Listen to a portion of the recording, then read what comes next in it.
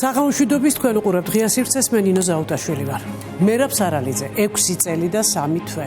გიორგი ნეფარიძე 6 წელი და 3 თვე. თენგიზ გველესიანი 4 წელი და 3 თვე. არჩილ ჭუმბურიძე 4 წელი და 3 თვე. ასეთი განაჩენი გამოუტანა ქუთაისის საქალაქო სასამართლოს მოსამართლემ თამარ მაზანაშვილმა ჭიათურაში მიმდინარე საპროტესტო აქციების მონაწილე მაღაროელებს 2 კვირის წინ.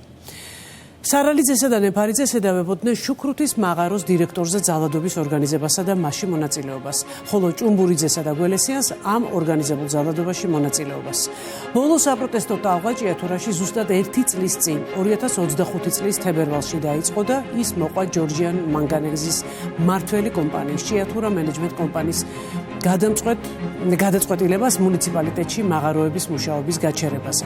პროტესტმა მარტში დროებით თბილისშიც გადმოინაცვლა, თუმცა ესეც უშედეგო მცდელობა იყო. ამ საპროტესტო კერის მიღმა ჭიათურაში დიდი ხნის განმავლობაში მიმდინარეობდა შუქრუთელების პროტესტიც. მათ მანგანუმის მოპოვებამ სახლები დაუნგრია. ადეკვატურ კომპენსაციას კი ვერა და ვერ მიაღწიეს. 4-ვე პატიმარი ამ 2 საპროტესტო მოძრაობის სულის ჩამდგმელია.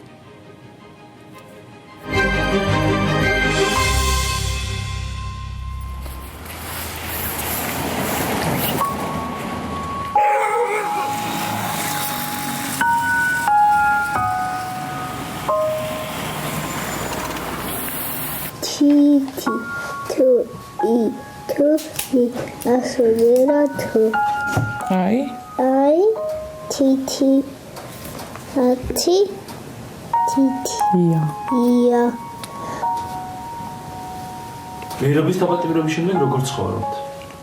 რა ვიცი, გაჭირვებით, ნერვიულობით. ბავშვები ყველა დღე, სანდრო მაინც ყველა დღე მამაზე მეკითხება. როდის გამოვა მამიკო, ძალიან მენატრება.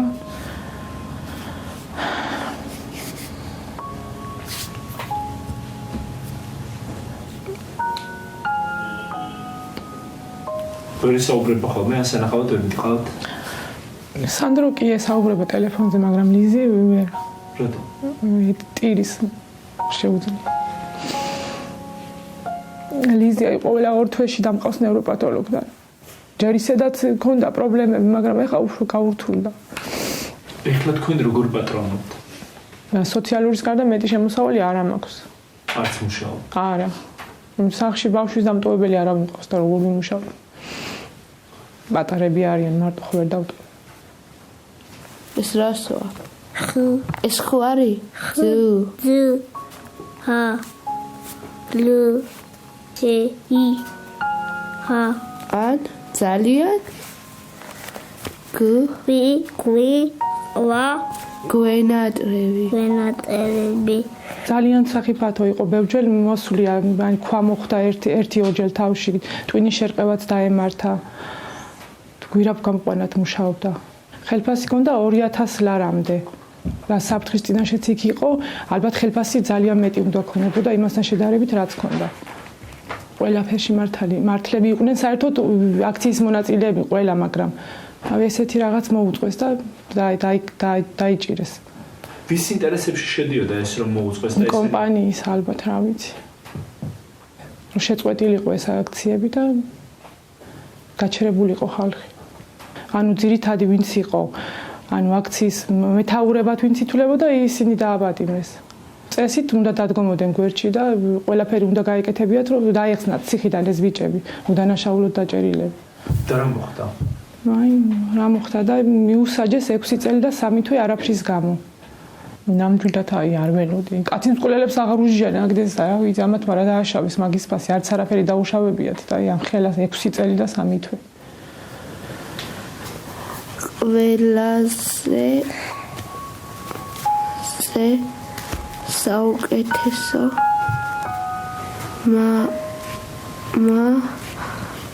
ხარ. სიზმარში ხედავს სანდრო მეუბნება ხოლმე, დედიკო მესიზმა მამიკო სახლში მოვიდა მანქანით და მე ტელეფონში მაჩვენე მამიკოს უყურებ და კიდე იქნებ დამესიზმროზე. ორივე დათმანის ყველა დღე თითქმის ეგეთ რაღაცას ამბობ.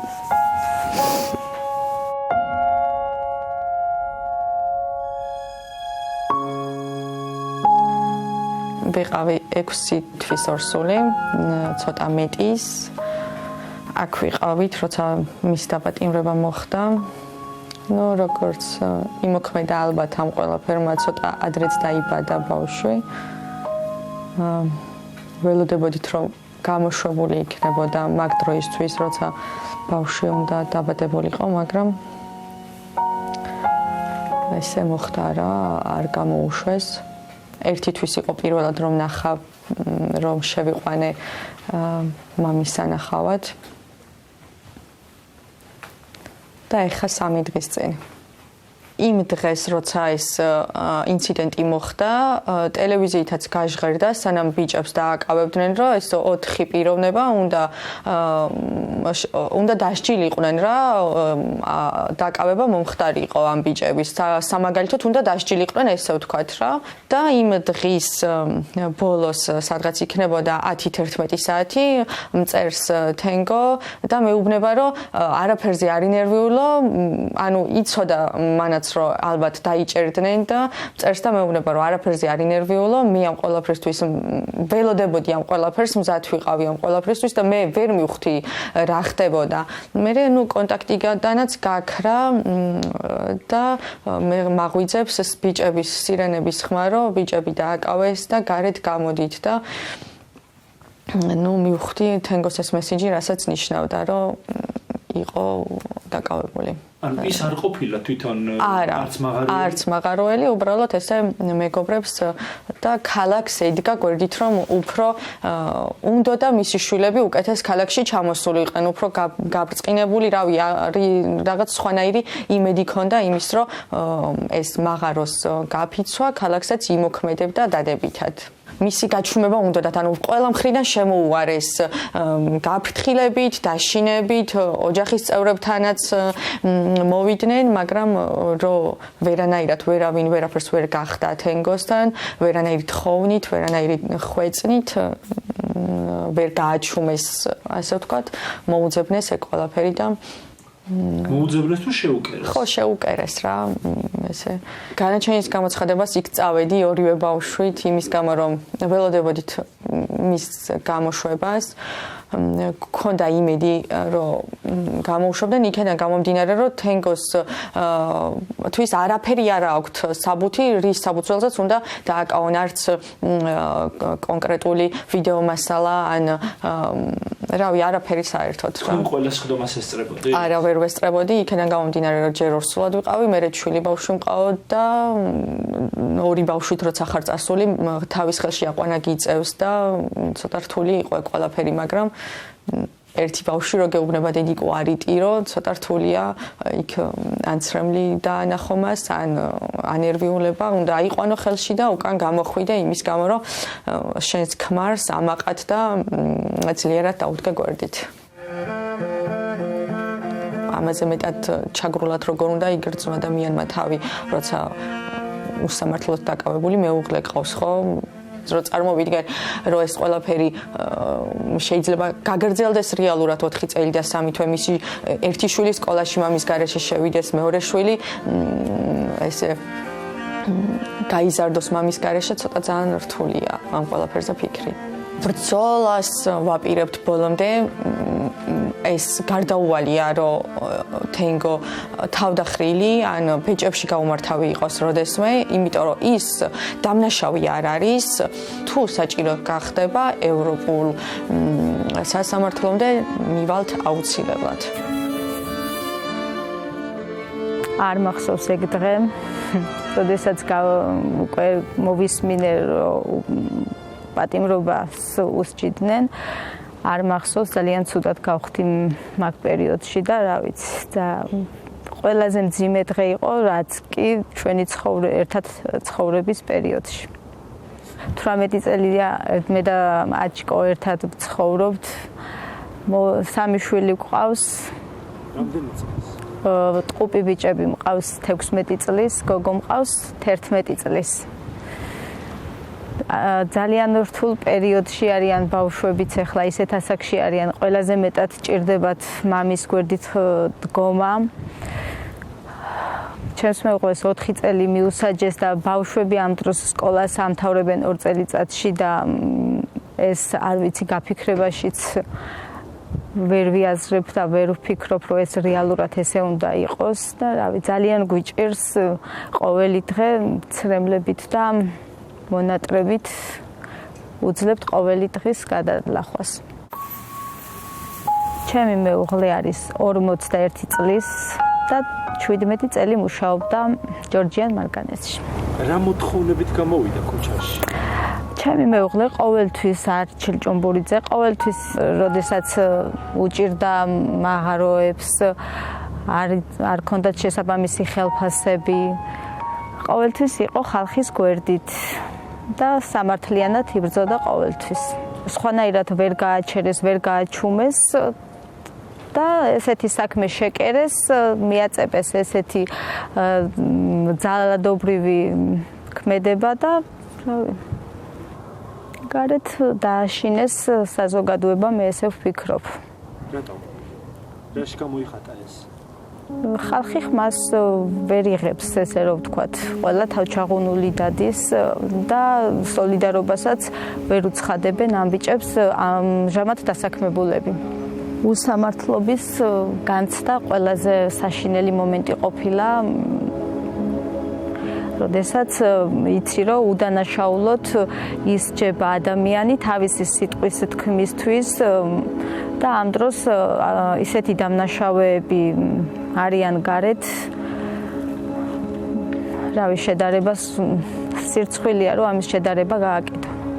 მინდა დაზარალებულს და თვითმხილველ მოწმეებს და მის ოჯახის წევრებს მივაწვდინო ხმა და აი როგორ ძინავთ უბრალოდ ღამე, როდესაც ესე უსამართლოდ ადამიანი ციხეში ჩასვით და ზუსტად იცით თქვენ თვითონაც 100%-ით რომ აჩიკო უდანაშაულოა, აი ეგ სინდისის ქეჯნა, ნუ თუ არ გაწუხებთ, რომ ესე შვილებს მამა წაართვით.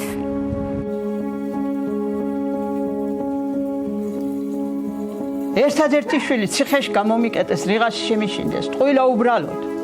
ჩემი შვილი და დანარჩენი ბიჭები სიმართლის მოთხოვნისთვის ისჯებიან. ჯორჯიან მანგანეძე მუშაობს სოფლის ქვეშ, გვანგრევენ, სახლებმა დაიწყეს ძალიან დაიბზარენ, ინგრევან, გრევის პირას ავართ, ეზვები აქ აღარ ვარგა, ხეხილი საერთოდ უნაყოფო გახდა, ვენახებით გახმა, რაც გვაქვს და ისჯებიან ამის გულისთვის. ყველანაირად ყავდათ შეზღუდული. ჩვენ დაყადაღებულები ვართ იმის გამო, რომ მაგი შეეშინებიათ.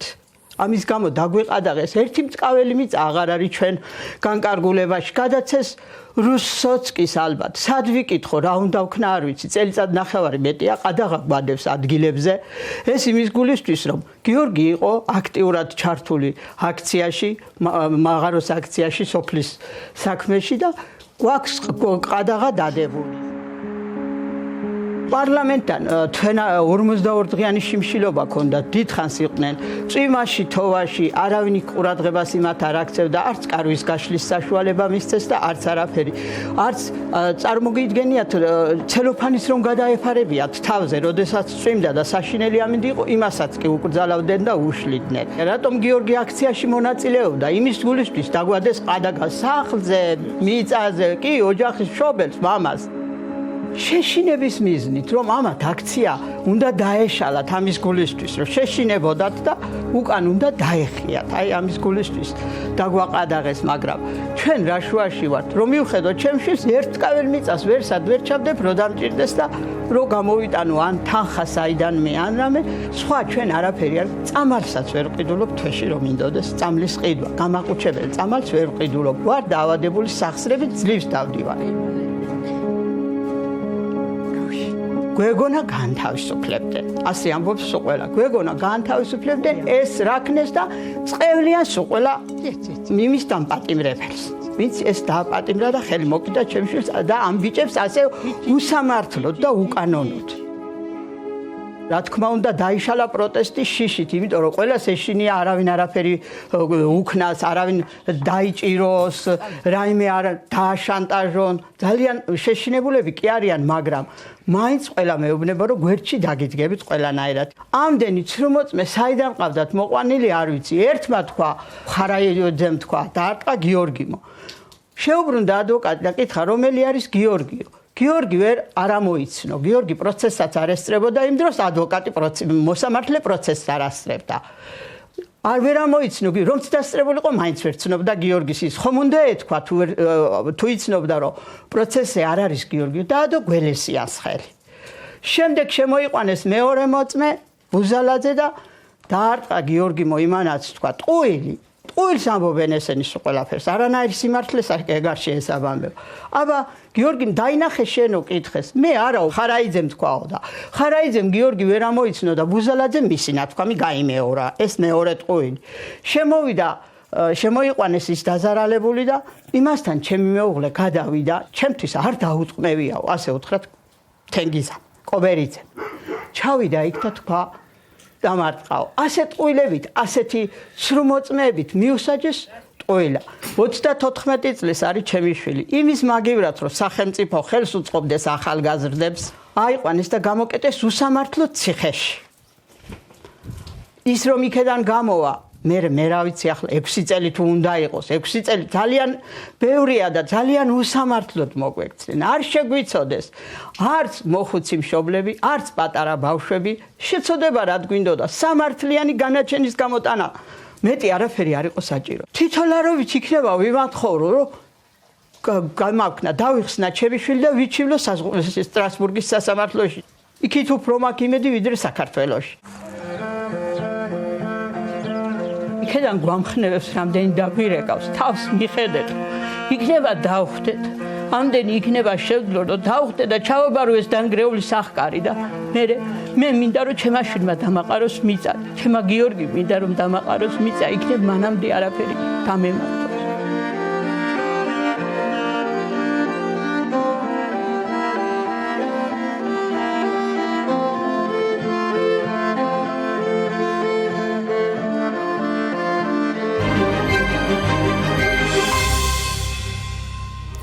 რა ბრძოლის გავლა უწევთ ადამიანებს იმის მოსაპოვებლად, რაც თითქოს კანონით ეკუთვნით და როგორ ჯის მათ ხელისუფლება ამისთვის. ეს არის დღეს ღია სივრცის მთავარი თემა, რომლის სტუმრები არიან გიორგი დიასამიძე, პროფკავშირი ლაბორის თავმჯდომარე, იურისტი ვახტანგ ნაცვლიშვილი და მერაბ ქართველიშვილი, მოძრაობა სოციალური დემოკრატიისთვის. ძალიან დიდი მადლობა მოსვლისთვის სტუდიაში და ამ თემაზე სასაუბროთ. მაგრამ გადაწყვეტეთ რომ დღეს ძალიან მნიშვნელოვან თემაზე გვესაუბრა და არაერთი ასეთი გადაცემა გვახსოვს ჩვენ სამივეს ერთად სხვადასხვა თემებზე, სხვადასხვა გაფიცვაზე, სხვადასხვა საპროტესტო აქციებზე. ვაკო, აუცილებლად მინდა კითხვა ჭიათურის თემა არის, არ ვიცი, ალბათ ერთ-ერთი ყველაზე პირველი თემა, რომელიც მე მახსენდება, რომელზეც დაიწყო ეთერში და საზოგადოების წინაშე, თქვა საზოგადოებრივ მაუწყებელზე ლაპარაკი, ჯერ კიდევ 15 წლის წინ თუ სწორად მახსოვს.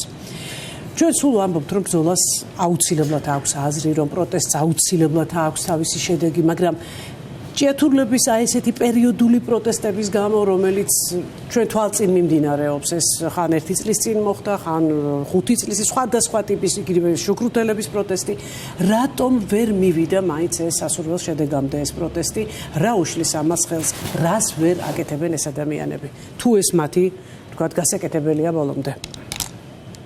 პრინციპში შეგვიძლია ვთქვათ, რომ აი ამ გაზაფხულზე, რაც ჭიათურის მაღაროელებმა, საორგანიზაციო ჯგუფმა, რომელიც წინ მიუძღოდა და მიუძღვის მაღაროელების ბრძოლას, ხო, რაც გააკეთა ამ ჯგუფმა, ეს იყო არნახული მობილიზაცია და ორგანიზაციის უნარი, რაც მათ აჩვენეს, ხო? დამოუკიდებელი საქართველოს ისტორიაში ალბათ არ ყოფილა ისეთი გაფიცვა, რომლის ფარგლებშიც მშივრად და უწამლოდ დატოვებული ქალაქის გამოკვება და წამლის მიწოდება გაფიცული, უფულოდ დარჩენილი მაღაროელების და მშრომელების ზურგზე ყოფილიყო და ამ ხალხმა მაღაროელებმა, ამაყმა და მამაცმა ხალხმა და საორგანიზაციო ჯგუფმა, ვინც მათ, ასე ვთქვათ, წინ მიუძღოდა, ხო, აი მოახერხეს შეიძლება ითქვას, რომ პირველად მოახერხეს ის, რომ მშრომელთა წინააღმდეგობაში გაჩნდა არა მხოლოდ მოთხოვნები, რომელიც მიემართება სამუშაო ადგილს, ხო? ჩვენ როგორი გაფიცვები გვაქვს, როგორც წესი, რომ სადაც ითხოვენ მხოლოდ სამუშაო ადგილთან დაკავშირებულ საკითხებს, ხო? ხელფასის გაზრდა, უსაფრთხოება და პირობების გაუმჯობესება და ასე შემდეგ. და აი ამ გაზაფხულზე დაწყებულმა წინააღმდეგობამ ჭიათურაში, ხო? დღის წესრიგში დააყენა არა მხოლოდ სამუშაო პროცესთან დაკავშირებული მოთხოვნები, არამედ მთელი ქალაქის და მთელი მუნიციპალიტეტის მოთხოვნები. ტრანსპორტით დაწყებულია ის, რომ რაიონულ ცენტრს მოწყვეტილი არის დანარჩენი მუნიციპალიტეტი, ისე იგი ფონდის შექმნა, მაგალითად, როგორიც არის ისეთი ფონდის, რომელიც მომავალში, როდესაც აღარ იქნება მადანი ჭიათურის მიწაში, ხო? უნდა შეიქმნას რაღაც ფონდი იმისთვის, რომ მომავალში ეს ხალხი არ დარჩეს სრულიად პერსპექტივის გარეშე, ხო? მოკლედ, მე ისეთ თქმა მინდა, იცით, რომ შრომელთა, აი, მთელი საქართველოს მასშტაბითაც რო ავიღოთ, ხო? ასეთი მძლავრი მოძრაობა, რაც ბოლო 8 წლის მანძილზე, ხო? ჭიათურა გაიფიცა 6 ჯერ. 2023 წელს მაგალითად გაიფიცა 2 ჯერ. ანუ იმის თქმა მინდა, რომ ამ ხალხისთვის გაფიცვა იყო ის, რაც გაფიცვა არის. ბრძოლის პირობების გაუმჯობესების, ღირსების დაცვის ინსტრუმენტი. და სწორედ ამიტომ იყო, რომ ის, რომ ჭიათურამ ამდენხანს გაძლო. ხა რატომ ბოლომდე ვერ მივიდა ეს პროცესი, ხო? ეს ძალიან ვრცელი თემა არის, ამაზე შეგვიძლია რა თქმა უნდა ვილაპარაკოთ და უნდა ვილაპარაკოთ, ხო? პირველ რიგში მათ წინააღმდეგ აღმოჩნდა მთელი სახელმწიფო მანქანა, ხო? და არა მხოლოდ სახელმწიფო მანქანა, მაგრამ მთელი სახელმწიფო. ჩვენ ჭიათურაზე როცა ვლაპარაკობთ, არ უნდა დაგვავიწყდეს, რომ ჭიათურას ამჟამად მართავს საქართველოს მთავრობის მიერ დანიშნული სპეციალური სასამართლოს მიერ დანიშნული სპეციალური წარმომადგენელი მთავრობის კონკრეტული უწყებების შუამდგომლობით. სულ ბოლოს აი ეს ჭიათურის წინააღმდეგობა რომ მიმდინარეობდა, მაისის დასაწყისში მოხდა ხელახალი გადანიშნა სპეციალური მართველის, ხო? აი სოცკის გულისხმობ. სოცკის კი არ გულისხმობ, ვინც სოცკი დანიშნა მას გულისხმობ, ხო? კირთაძე არის, კირთაძე არის გვარად, ჩიქოვანი იყო, კირთაძე არის გვარად და მას ყავს დანიშნული სოცკი, რომელიც მაღაროელებთან რუსეთის მოქალაქეა, მაღაროელებთან ლაპარაკობს რუსულად, ლაპარაკობს ყვირილით და ღირსების შელახვით. მე ნანახი მაქვს, იმიტომ რომ მოლაპარაკებაზეც კი ქონდა მას ამის მცდელობა, რომ მასპინძელი თვითონ ყოფილიყო ქვეყანაში, სადაც სტუმარია, ხო? და ეს არნახული მობილიზაცია იყო კომპანიის და სახელმწიფოს მხრიდან, მაგრამ საბოლოოდ ალბათ თავარი რამაც გადაწყვიტა ამ წინააღმდეგობის, ამ პროტესტის ბედი იყო მოულოდნელად გაგიკვირდებათ ახლა რასაც ვიტყვი, იყო ბანკები. იმიტომ რომ ძალიან დიდხანს გაძლო ამ ხალხმა, გაძლო ხელფასის გარეშე, პურის გარეშე, საჭმლის გარეშე, წამლის გარეშე, ჭიათურის ცენტრში იდგა საკვების გამცემი პუნქტი, სადაც პურს პირველად დანიშნულების ბოსტნეულს და არიგებდნენ და ასე შემდეგ. ყველაფერს გაუძლო ამ ხალხმა, მაგრამ უკვე აპრილიდან, მაისიდან დაიწყო და განსაკუთრებით მაისში გამძაფრდა ეს და ივნისში უკვე რაღაც კატასტროფული სახე მიიღო, ბანკების მხრიდან დაიწყო გამოსახლების მუქარა. ჭიათურაში ძალიან მაღალია გავალიანება. ჩვენ სარჩელს ვამზადებდით ჭიათურელების სახელით და გავაკეთეთ, ვინც პოტენციური მოსარჩელე იყო, მათი გამოკითხვა. და მათ ეს მხოლოდ სასარჩელო იურიდიული მიზნებისთვის, მაგრამ იქ აღმოვაჩინეთ, რომ აი მაგალითად 666 მაღაროელი თავდაპირველად ამდენი მაღაროელი გეგმავდა სარჩელის შეტანას და 66%-მა გითხრა, რომ აქვს სესხი. და ამ 60 და ვისაც აქვს სესხი, საშუალოდ იხდის 700 ლარს თვეში. და როდესაც ბანკებიდან დაიწყო უკვე, იმიტომ რომ ეს ვერ შექონდათ ფული, იმიტომ რომ ვერ იღებდნენ ხელფასს იმ 60%-საც კი, რომელიც უნდა აიღოთ, ხო? სამი თვე ვერ გადაიხადეს და უკვე ბანკებისგან წავიდა როგორი ტიპის ზეწოლა, იცით, რომ გამოსახლების. და მაღაროელები მიხვდნენ, რომ თუ არ დაიწყებენ რა, ყველა დაიწყეს და თუ არა ეგეც გაუგებარი იყო და არ დაგვავიწყდეს, რომ 3620 ადამიანი მუშაობდა 2025 წლის მარტის მდგომარეობით ჭიათურის მაღაროებზე გულისხმობ მიწისქვეშა სამუშაოებზე დასაქმებულს და ასევე კომპანიები, რომლებიც მე შედარებით რეცხავენ და ასე ამზადებენ ზესტაფონში გასაგზავნად აი ამ იმას, რა ქვია, ამოღებულ მანგანუმს, ხო?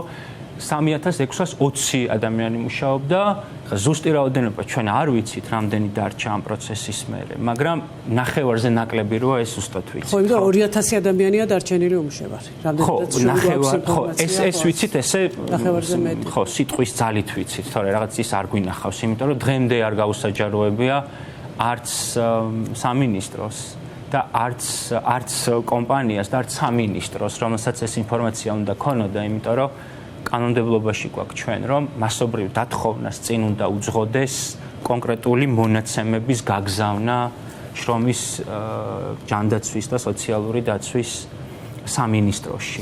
ამაზე ჩვენ გავაგზავნებთ ისევ საუბარს. მერაბ აი ეს დაპატიმრებების ტალღა, რომელიც აი ეს არის ბოლო ამბავი უკვე, რაც მოხდა. აი ამ შემთხვევაში როგორ შეიძლება იმოქმედოს ამან ჭიათურის მოსახლეობაზე, რომლებიც თავისი თვალით ხედავენ, რომ 4 ადამიანი აი ესეთი მძიმე განაჩენით, ეს ვფიქრობ მაინც, ეს ჩემი აზრია, რომ მძიმე განაჩენით აღმოჩნდა ციხეში. რისთვის? ამას თუ აცნობიერებენ ადამიანები და თუ მოქმედებს ეს, რა თქმა უნდა, უარყოფითი კონტექსტით მაინტერესებს, ამდენად აანალიზებენ ადამიანები, რასთან გვაქვს საქმე. კი ბატონო, მადლობა პირველ რიგში მოწვევისთვის და როცა ჭიათურაზე ვსაუბრობთ, მუდმივად ყველას ალბათ განცდა, რომ ეს რაღაც ყველა ბედურები, რაც ქვეყანაში ხდება, იმის ბუკეტია ჭიათურა, ხო?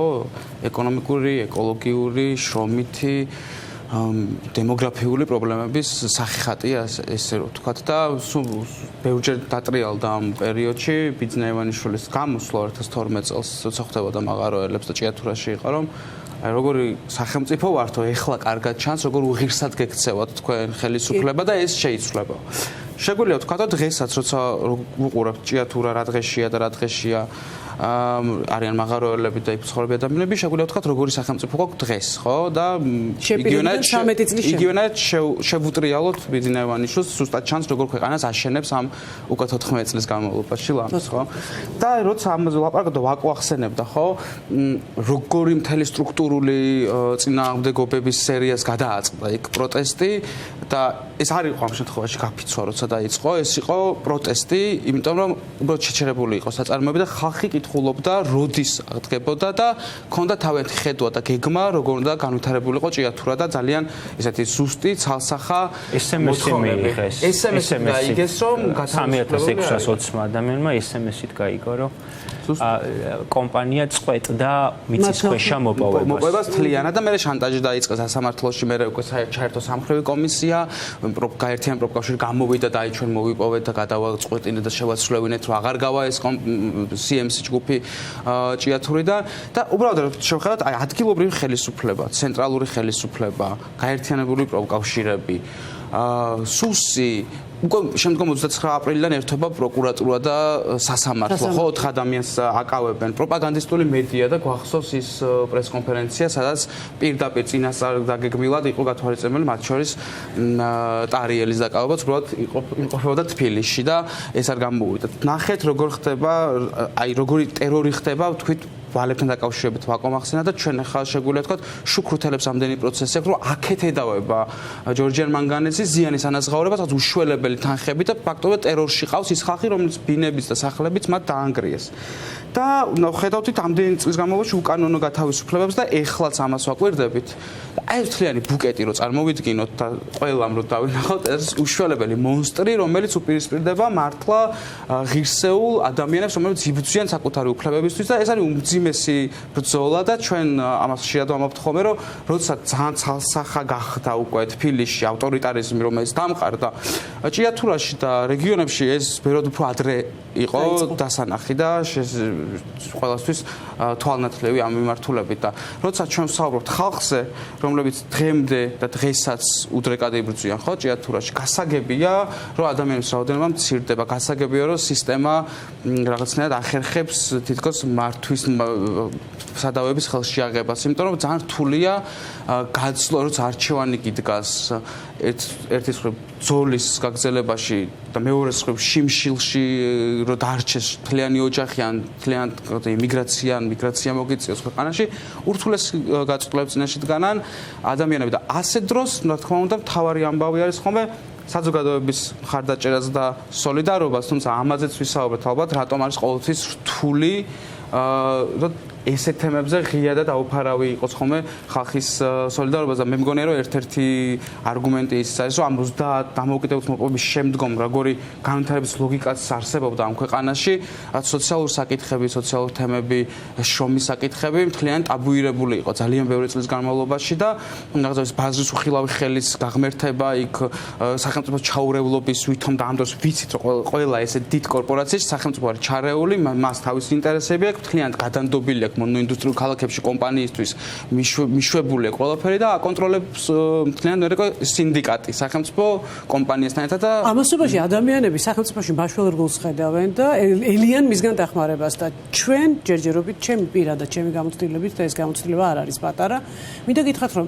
აი ესეთი პოზიტიური როლი სახელმწიფოსი ჯერ მე ვერ აღმოვაჩინე სამწუხაროდ იმიტომ რომ ძალიან ბევრი გაფიცვა ძალიან ბევრი პროტესტი რაც გაგვიშუქებია რაზეც არაერთხელ სტუდიაში გვილაპარაკია აი რა თქმა გამოსვლა ხო გახსოვთ ბოლოს როგორ თქვა ჯორჯია მანგანეძე მაღალი სოციალური პასუხისმგებლობა გამოიჩინეს როცა შუა პროტესტი იყო გაჩაღებული ჭიათურაში და ფაქტობრივად რაღაცა პიარის ფუნქცია შეასრულა ხო იქ კობახეთს არის ძალიან დიდი დატვირთვა აქ ასევე მოსახლეობას რომლებსაც სახლები დაენგრათ და არა მხოლოდ სახლები მთელი ცხოვრება ენგრევა იქ ხალხს ყველაფერი ამაზე მეტყველებს ყველაფერში ჩანს ეს და ეს მიდგომა ნებისმიერ შემთხვევაში არის სრულიად მიუღებელი და სახელმწიფოსგან მით უმეტეს ჩაურევლობა და გაცილებით უფრო აქტიური ჩაურევლობაც არა, იმიტომ რომ აი ეს ჩვენ როცა ვამბობთ ეს სპეციალური მართველი, ანუ ეს გასაგებია რომ რაღაც იურიდიული ტერმინი არის, მაგრამ არსებითად ეს ნიშნავს რომ სახელმწიფო მართავს მის მიერ დანიშნული მმართველით, ხომ? პირიქით ჩარევა ის მართავს როგორც კომპანიაო, ხო? ეს არ უნდა ნაციონალიზებული კი არ არის და დემოკრატიული კონტროლი კი არ არის, რასაც ითხოვდნენ ჭიათურელები გაზაფხულზე. ითხოვდნენ რომ კომპანია დემოკრატიული მართვის პრინციპებით ისევ მაღარუელების და თანამშრომლებით დაკომპლექტებული საბჭოებით და კომიტეტებით ქონოდათ გადაწყვეტილების მიღების პროცესში მონაწილეობის შესაძლებლობა. აქ ჩვენ გვევლინება სახელმწიფო როგორც კომპანია როგორც სახელმწიფო, არ ვიცი როგორც გინდათ ისე დავარქვათ, რომელიც გადაწყვეტილებას იღებს როგორც კერძო დამსაქმებელი. ხომ? და როცა ის როგორც კერძო დამსაქმებელი და თან ამ პროცესში უკვე არანაირი მაკონტროლებელი მას აღარ ყავს. გიორგი, აუცილებლად უნდა ვილაპარაკოთ პროფკავშირის როლზე ჭიათურის პროცესებში. თან ეს იწყება დავიწყოთ თავიდან მოვყვეთ, ანუ როგორ მოხდა თქვენი ჩასვლა, რა პროცესები განვითარდა და აი რას მიადევნებდით თვალყურს აი ამ მთელი 13 წლის განმავლობაში, რასაც ჩვენ უყურებთ.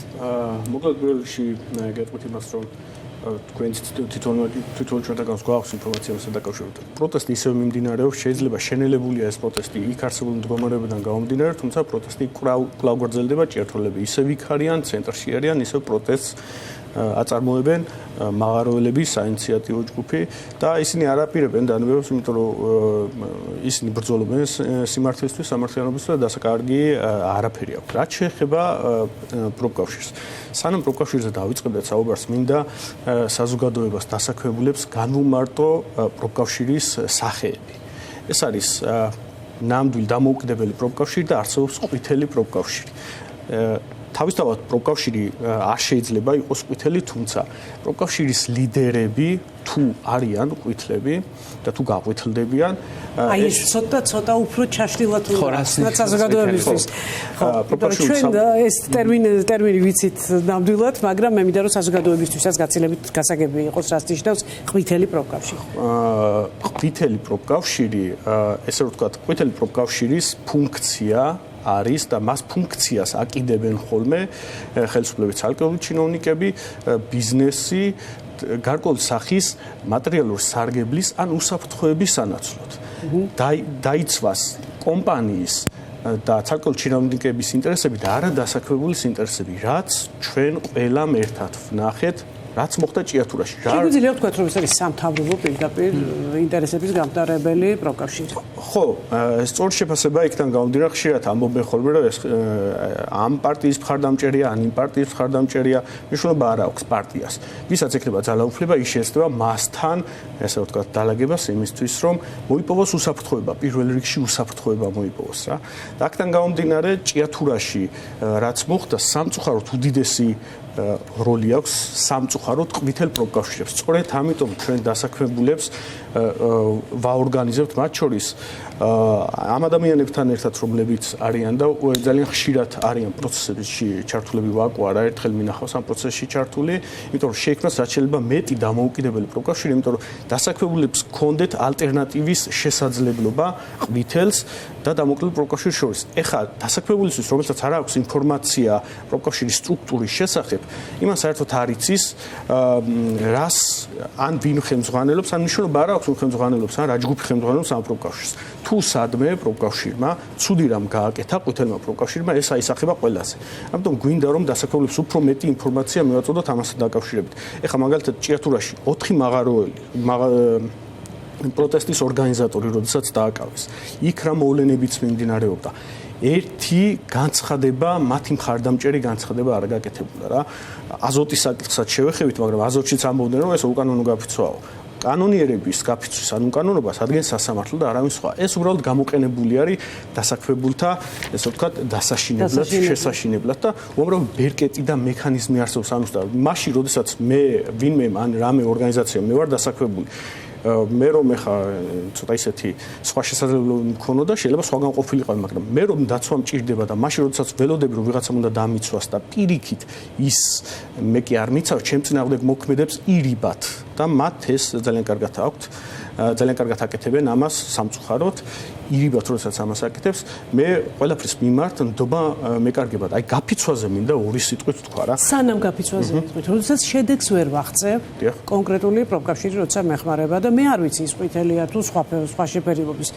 ასეთ შემთხვევაში როცა არ დგება შედეგი ისეთი როგორიც მე მინდა, ეს არ არის საკმარისი მიზეზი იმისთვის რომ გაწყვიტო მასთან ურთიერთობა და ეძიო სხვა გზა ან საინტერესო კითხვაა და ამაზეც უპასუხებ რა. დღეს ეხლა ჭიათურაში გახსოვთ რაც მოხდა, ყველამ ვიცით რაც მოხდა და რამდენი ადამიანი იყო გამოსული ქუჩაში. ხო? რამხელა პროტესტი იყო. დღეს რომ მკითხოთ, ჩახვიდეთ ჭიათურაში და ვინც დარჩა, ვინც მუშაობს, რეორგანიზაციის შედეგად ჭიათურლები ითხოვდნენ, რომ არ გვინდა არ ვენდობით ამ ადამიანებს, ამ პეტრიაშვილის პროფკავშირს არ ვენდობით და სამხრეთ კომისიაში ისინი იყვნენ. და გადაწყვიტეს რეორგანიზაციას დაუჭირეს მხარი და საბოლოო ჯამში 2000 ადამიანმა დატოვა, მოუწიათ სამსახურის დატოვება და დარჩენილი 1600 ადამიანი. მიუხედავად იმისა, რომ მათ ნდობა არ ჰქონდათ, ისინი დღეს მაინც არიან პროფკავშირის წევრები. ერთადერთი მიზეზით.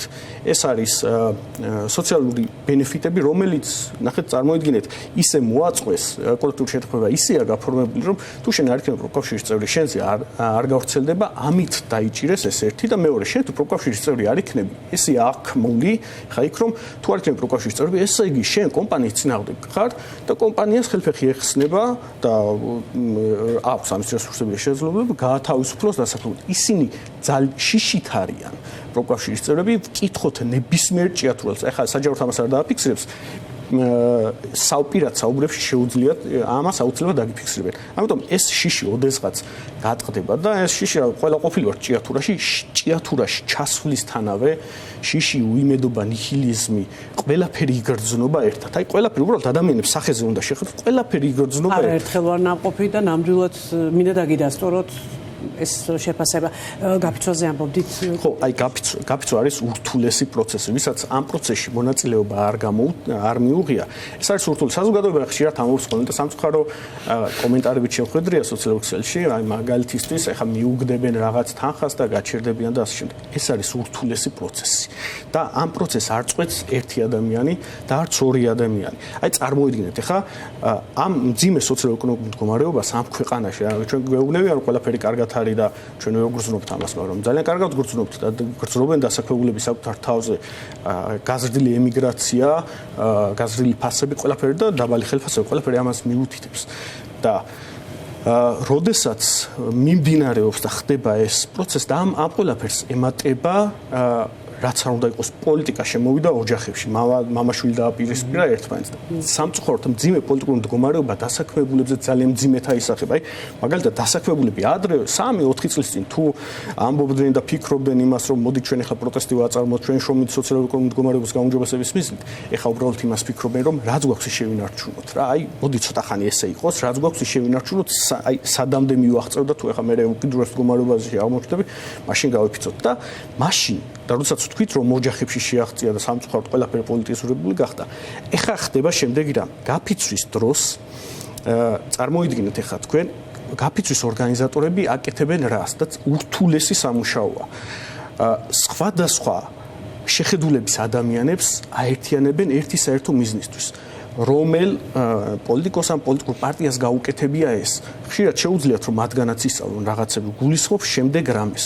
გულისხმობ იმას რომ იქ შეიძლება იყოს სხვადასხვა პოლიტიკური პარტიის გულშემატკივარი ან არ ვიცი, მხარდამჭერი და ისინი ერთიანდებიან საერთო მიზნისთვის და იწყებენ ბრძოლას სოციალურ-ეკონომიკურ მდგომარეობისთვის. იქ ერთად შესაძლოა კი და უბრალოდ შემთხვევაში ესე ერთად ბრძოლობს ხელისუფლების მხარდამჭერის, ხელისუფლების მოწინააღმდეგეც, ოპოზიციის მხარდამჭერით მნიშვნელობა არ აქვს. იქ არავინ არ ეკითხება, შენ ამის მხარდამჭერი ხარ თუ მის მხარდამჭერი. მიუხედავად იმისა, რომ ხშირად ცდილობენ ხოლმე ამ პროცესის პოლიტიზირებას, იმიტომ რომ დღევანდელ ხელისუფლებას, დღევანდელსაც წინასაც მნიშვნელობა არ აქვს, პოლიტიკური პროცესების, ესე პოლიტიკური პროტესტების ჩახშობა მარტივად გამოსდით, მაგრამ სოციალურ პროტესტებს ვერაფერს ვერ უხერხებენ. შეუძლებელი ხა ძნელია გულწრფელი ადამიანი.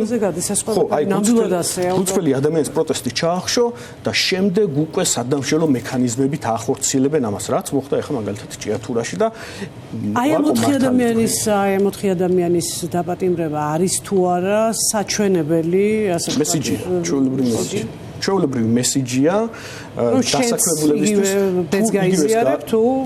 თუ იგივეს გააკეთებ, თუ ეგეთ პროტესტი გექნება. აი მე რამოდენიმე დღის წინ პოსტით დავწერე იმასთან დაკავშირებით, რომ ახლა უამრავი გაფიცვის ორგანიზატორი ან თანაორგანიზატორი ყოფილი ვარ და 3 წლის წინ რა სახის გაფიცვებიც მქონია 2 წლის წინ. იგივე რო ხა დღეს გავაკეთო, დარწმუნებული ვარ დამიჭერე. დარწმუნებული ვარ, აი 100% ვარ დარწმუნებული. ტროტუარზე დგომის გამო მაინც. ხო. არა, მიზეზი ყავს.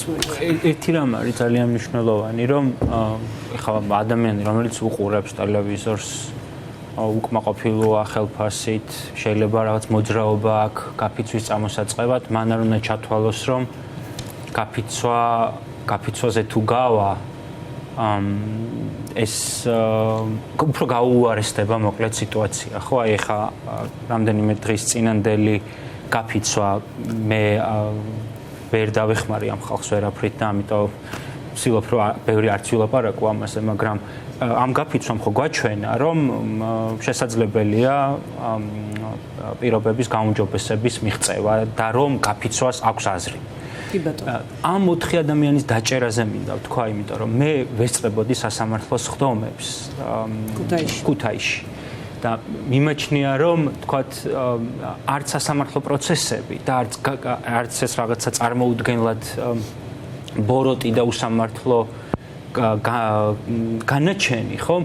არ მიექცა ის ყურადღება საზოგადოების და მედიის მხრიდან, რამდენსაც ეს კონკრეტული საქმე იმსახურებდა, ხო? გიორგი ნეფარიძეს და მერაბ სარალიძეს 6 წლით და 3 თვით პატიმრობა მიესაჯათ და 2 ადამიანს არჩილ ჭომბურიძეს და თენგო გველესიანს 4 წელი და 3 თვე, ხო?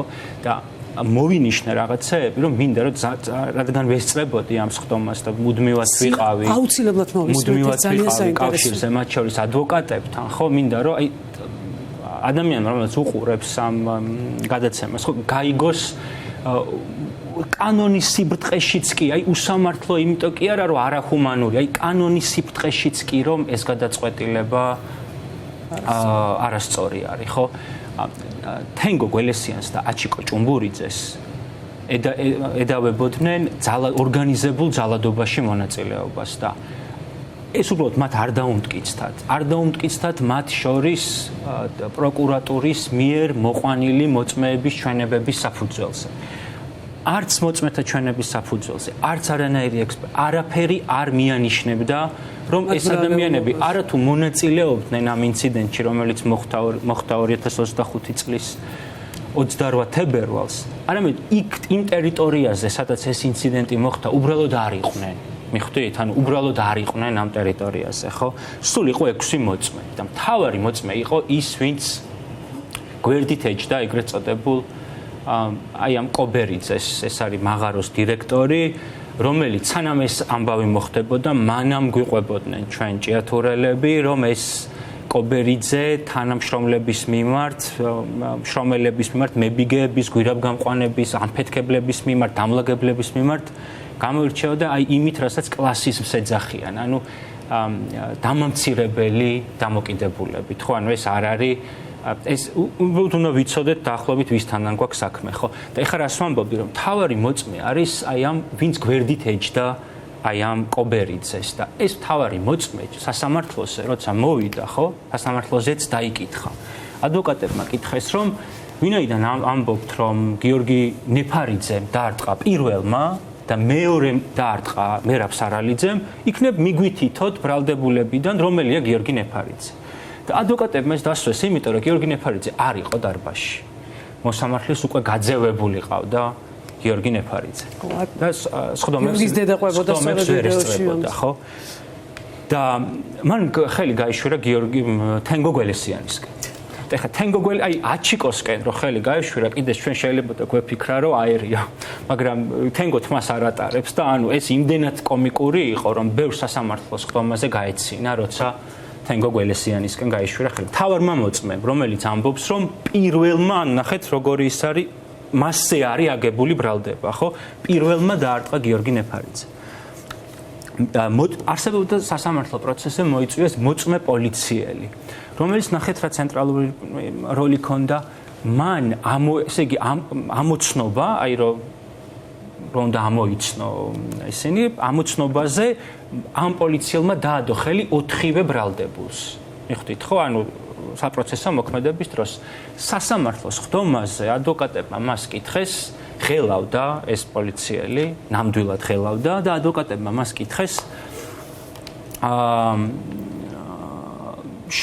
სანამ ამოიცნობდით, მანამდე ხომ არ გაჩვენეს პოლიციაში 4-ვე ბრალდებულის ფოტოსურათი.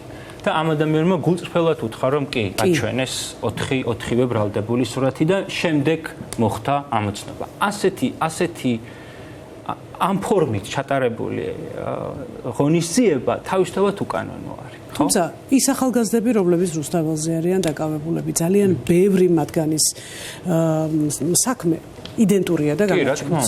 იმიტომ რომ იქ იყვნენ ადამიანები, რომლებმაც ის კი არა რომ ვერ ამოიცნეს, საერთოდ სხვებზე ანიშნებდნენ და ეს თბილისშიც იგივე ხდებოდა მაშინ, როცა პროტესტში მონაწილე ახალგაზრდების ძალიან ბევრი დღესაც ციხეშია და რა თქმა უნდა მთელი სული ეს არის მიზეზი იმისა, რატომაც შეიზღუდა სასამართლოში გადაღება. იმიტომ რომ ნახეთ რამდენჯერ გაიხლართა პროკურატურა და მათი მოწმეები, იმიტომ რომ იქაც ეგეთი შემთხვევა იყო, რომ მაჩვენეო და არ იმყოფებოდა სხდომაზე და მიუთდა ადვოკატისკენ და ადვოკატი ეგონა ბრალდებული მოწმეს და მეორე შემთხვევა იყო ასეთივე, სადაც უბრალოდ ამბობდა, რომ მე როცა დავზიანდი პოლიციელი, აღმოჩნდა, რომ არც ერთი იმ დღეს როცა ისინი დააკავეს, შემდგომ დაზიანდა რა, 29 ნოემბერს დააკავეს 30-ში და 2 დეკემბერს დაზიანდა ეს პოლიციელი და როგორ რა ბრალეულობა შეიძლება ქონდა იმ ადამიანებს, მაგრამ რამდენიმე იმას ვიტყვი კიდე რომ ბოლომდე ნათელი იყოს რა გარემოებებში დადგა გამამტყუნებელი განაჩენი ამ საქმეზე.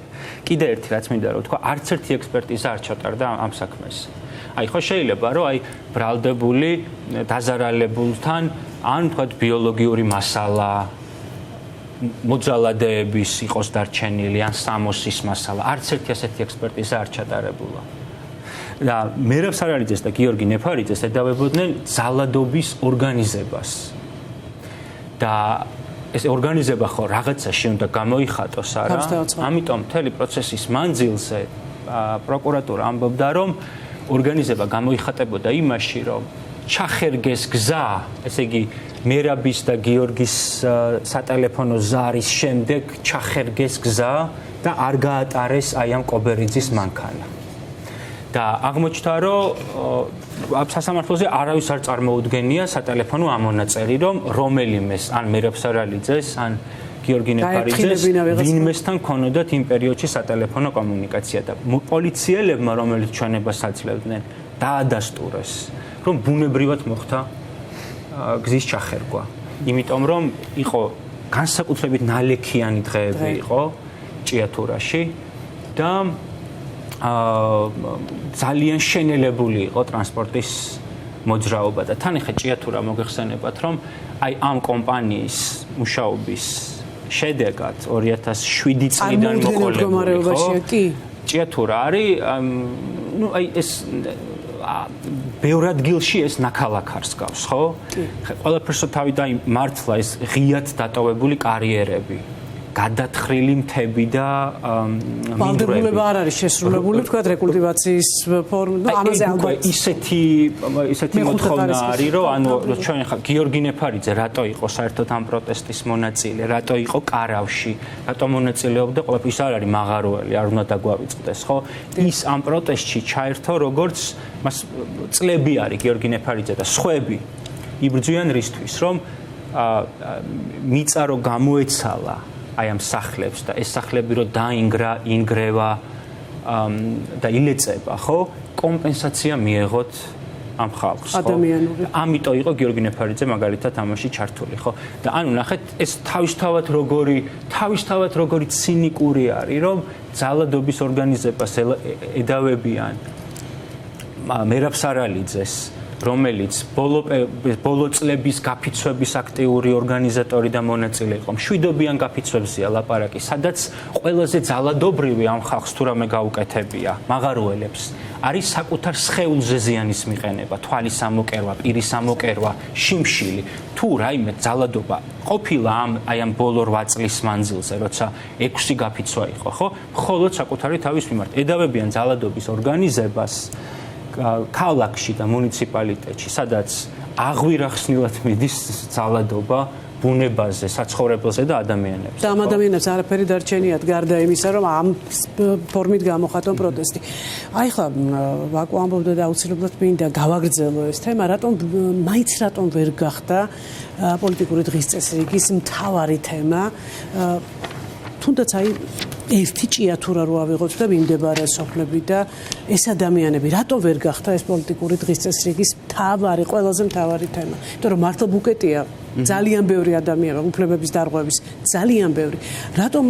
რატომ ვერ აიტაცა მაინც პოლიტიკურმა, ასე ვთქვათ, ხო, ალბათ გონია წარმომადგენლობები. კი ბატონო. ხო, ალბათ ყველაზე მთავარი რაც არის მართლა ისე ხო არ არის, ეს ყველაფერი გუშინად დაწყებულა ეს სამართლებები მათთან და არც ქართული ოცნების მოსვლიდან დაწყებულა. ბევრად ადრე იწყება ამ ქვეყანაში ბევრი რაღაცის არასწორი შენება და შეგვიძლია მართლა აქ მოვყვეთ ძალიან მოკლედ ისტორიასავით, ხო, 90-იან წლებში როცა ჩვენ ეს მონოინდუსტრიული ქალაქები, რომლებიც იდგა ერთ ინდუსტრიაზე, რომელიც რეგიონის, სოფლის, ქალაქის განვითარება იდგა ამ ინდუსტრიაზე, ამ დარგზე, იქნებოდა ეს ჭიათურა, ტყიბული, კაზრეთი, ხა რუსთავი, ქუთაისი, ხო, სხვა ყოფილი ინდუსტრიული ქალაქებიც ვთქვათ. ამის შემდგომ საქართველოში მთლიანად იშლება ეს ინდუსტრიული წარმოებები და გადავდივართ რაღაც სხვანაირი ეკონომიკის მოდელზე, რასაც ღია ბაზრის ლოგიკა ქვია, გადავდივართ ნეოლიბერალური ეკონომიკის მოდელზე და ხედავთ სრულად ამოტრიალებას და რაღაცა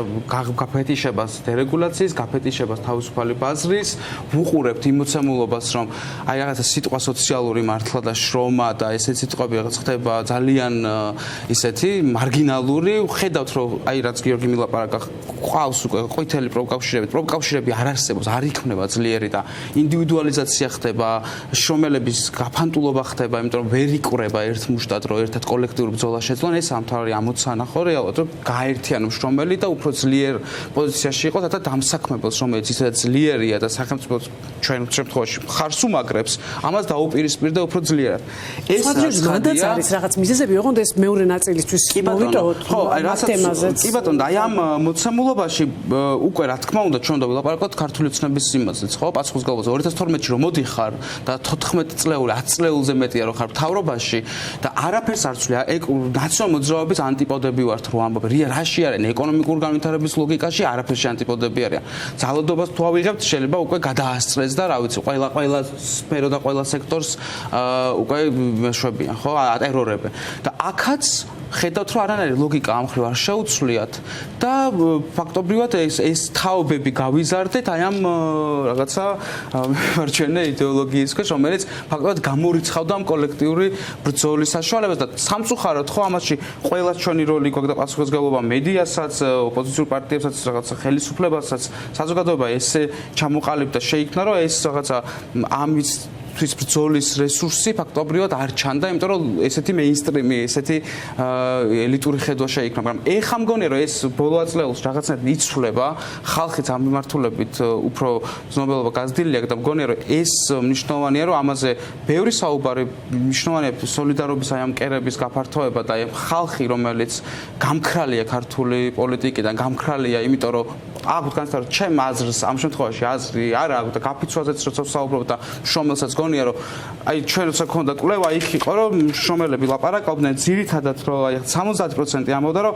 ვიცი რომ აზრი არ აქვს, შედეგი შეიძლება არ ქონდეს, მაგრამ ჩვენ უნდა ვთქვათ რომ კი ყოველთვის აქვს ბრძოლა შედეგი და შეიძლება ის იყოს ეხა ამ შემთხვევაში კიდევ უფრო რთული, მაგრამ ხედავთ რომ ამ მოცემულობაში სხვა გამოსავლებად არ რჩება ხოლმე, რადგან აი ყველა შემთხვევაში დამსაქმებელი და სახელმწიფო საბოლოოდ თუ არიან მობილიზებული და თუ არ იქნება მშრომელები მობილიზებულები, ცხადია გაჭირდება დაპირისპირება იმ უსამართლობასაც, სადაც 30 წელზე მეტია უყურებენ და გაშმაგებულად ბოლო პერიოდში. თუმცა დამსაქმებლისა და სახელმწიფო შორის ურთიერთობის საუკეთესო პრაქტიკებიც არსებობს სოფლიოში. თუ დაგვრჩებათ რომ მაგაზეც ცოტა ხანი ვილაპარაკოთ, იმიტომ რომ არ არის ასე. მე ვიცი ქვეყნები, სადაც მაგალითად მეტალურგია, აი ხა ჩვენ გადავდივართ რუსთავის თემაზე და უბრალოდ მეტალურგიის ვთქვათ ბიზნესი ზოგადად არის უფრო ინდური კომპანიების ხელში ამ თან სოფლიოში, ოღონდ ისინი სხვადასხვანაირად იქცევიან სხვადასხვა ქვეყანაში და ეს არის იმის მანიშნებელი, რომ ვთქვათ ამ შემთხვევაში სახელმწიფო გაცილებით აქტიურია მოთხოვნებში და იგივე რაღაცა პირობების დაყენებაში, რომელიც უნდა დაიცვას აუცილებლად კომპანიამ, რომელიც ოპერირებს ქვეყანაში. ჭიათურის შემდეგ კიდევ ერთი კერა დაგვემატა, შეიძლება ითქვას, თუმცა რუსთავის აზოტშიც არ არის ეს პირველი შემთხვევა, თუ არ ვწდები უკვე მეორეა. გაფიცოთ ჩვენ ახლა რეკლამაზე გავდივართ და დავბრუნდებით რუსთავის თემით და შემდეგ შევაჯერებთ ჭიათურას და რუსთავს აუცილებლად.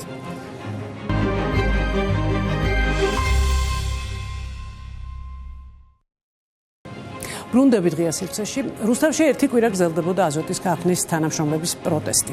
სააქციო საზოგადოება რუსთავის აზოტი ამიერკავკასიაში მინერალური სასუქებისა და ინდუსტრიული ქიმიკატების მწარმოებელი უმსხვილესი ქიმიური საწარმოა. დღეისათვის ის საქართველოში ერთ-ერთი უდიდესი სამრეწველო დაწესებულებაა თანამშრომელთა რაოდენობითაც. იქ 2000-მდე ადამიანია დასაქმებული. სხვადასხვა სფეროს სპეციალისტები ხელფასების მომატებას ითხოვდნენ, საწარმოს ხელმძღვანელებმა თავდაპირველად ანაზღაურების 4%-იანი ზრდა შესთავაზეს. დასაქმებულებმა ამ შეთავაზებაზე უარი თქვეს, რამდენადაც ზოგისთვის 4% მხოლოდ 40 ლარია თვეში. საუბარი იყო 300 ლარიან დანამატზე, მაგრამ მოლაპარაკებების შემდეგ დასაქმებულები 200 ლარიან დანამატს დათანხმდნენ და პროტესტი შეწყდა. საუბარია ერთ-ერთი ყველაზე მაღალი საშიშროების სამუშაო ადგილებზე და ურთულეს სამუშაო პირობებზე. საგულისხმოა, რომ ამ შემთხვევაშიც დასაქმებულების პროტესტს საწარმოს ხელმძღვანელობამ კარგად აპრობირებულ ხერხს მიმართა. პროტესტის პერიოდში 100 თანამშრომლის წინააღმდეგ სარჩელი შეიტანა.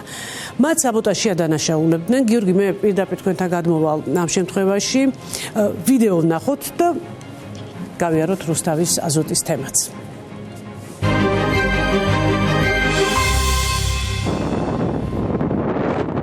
შარშან მაგალითად ჩამოინგრა ჩვენ ცეხში ჩამოინგრა ჭერი და მე მოვუყევი შიგნით და ეხლა რომ გვეუბნებიან იმას რომ სასამართლოში შევიტანო, მაშინ ვინმე პასუხი აგო იმაზე, მე რომ სიკვდილს გადავჭი და 6 მეტრიანი რკინა მომყვა, რომ არ გადამხტარიყავი მილიმეტრებში ამცდა, ის 6 მეტრიანი რაღაცა, რა ქვია, სინკარი თუ რაღაც.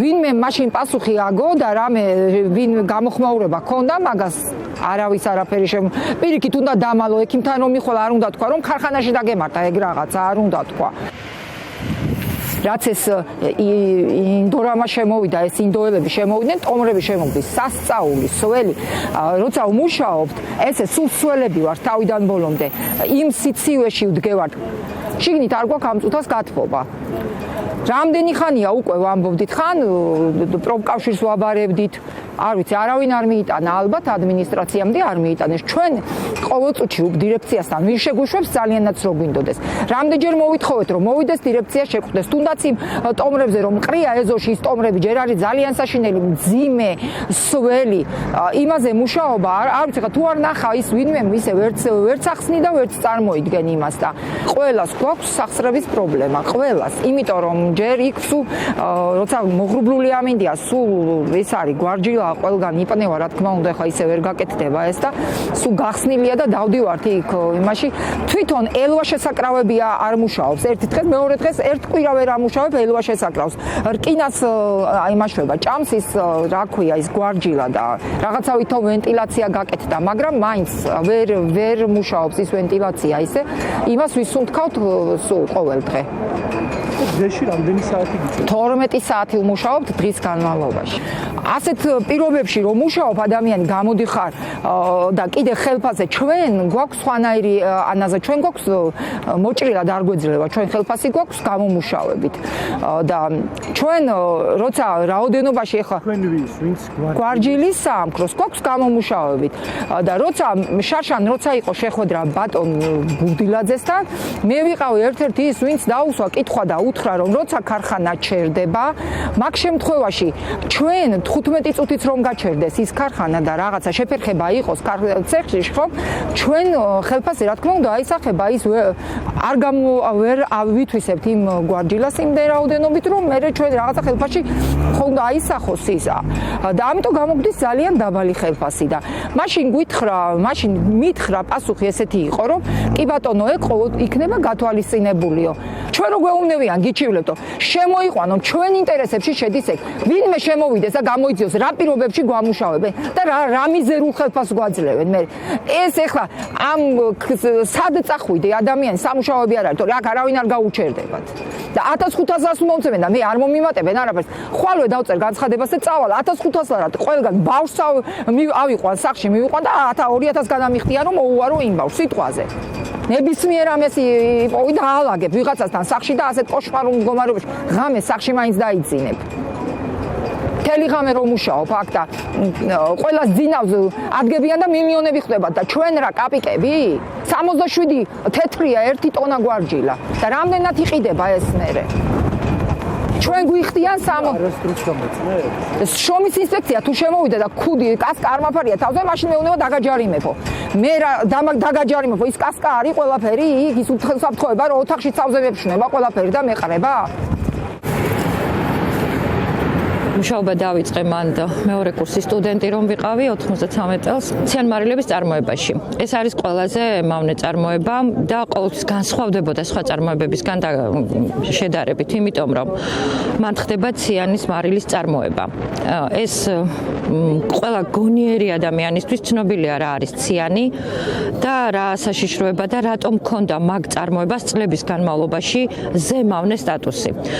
შეიძლება ახლა აქ რაღაც წინდებულებით თამაში მიმდინარეობს, მაგრამ მაგითი მაგას მავნებლობა არ აკლდება ციანმარილს. ძალიან საშიშია, იმიტომ რომ ქიმიური ცდომილება რომ არ მომივიდეს, ზუსტად 0.0 რამდენი მილიგრამია საჭირო ადამიანის სიკვდილისთვის, მაგას ზუსტად ვერ ვიტყვი ქიმიური ფორმულიდან გამომდინარე, მაგრამ ძალიან საშიშია. ეხლა რით განსხვავდებოდა ეგ ცეხი სხვა ცეხებისაგან? წლების განმავლობაში იყო მან განსხვავებული ხელფასებიც, რა თქმა უნდა, ყველაფერი განსხვავებული იყო.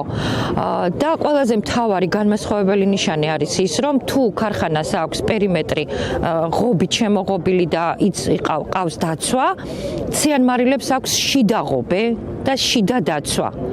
შიდა გამშვები პუნქტი. ანუ ეს იმდენად კონტრაბანდული ნივთიერებაა. იმდენად საშიში ცეხია, რომ იქ ჩვეულებრივ ნებისმიერი ადამიანი ვერ შევა.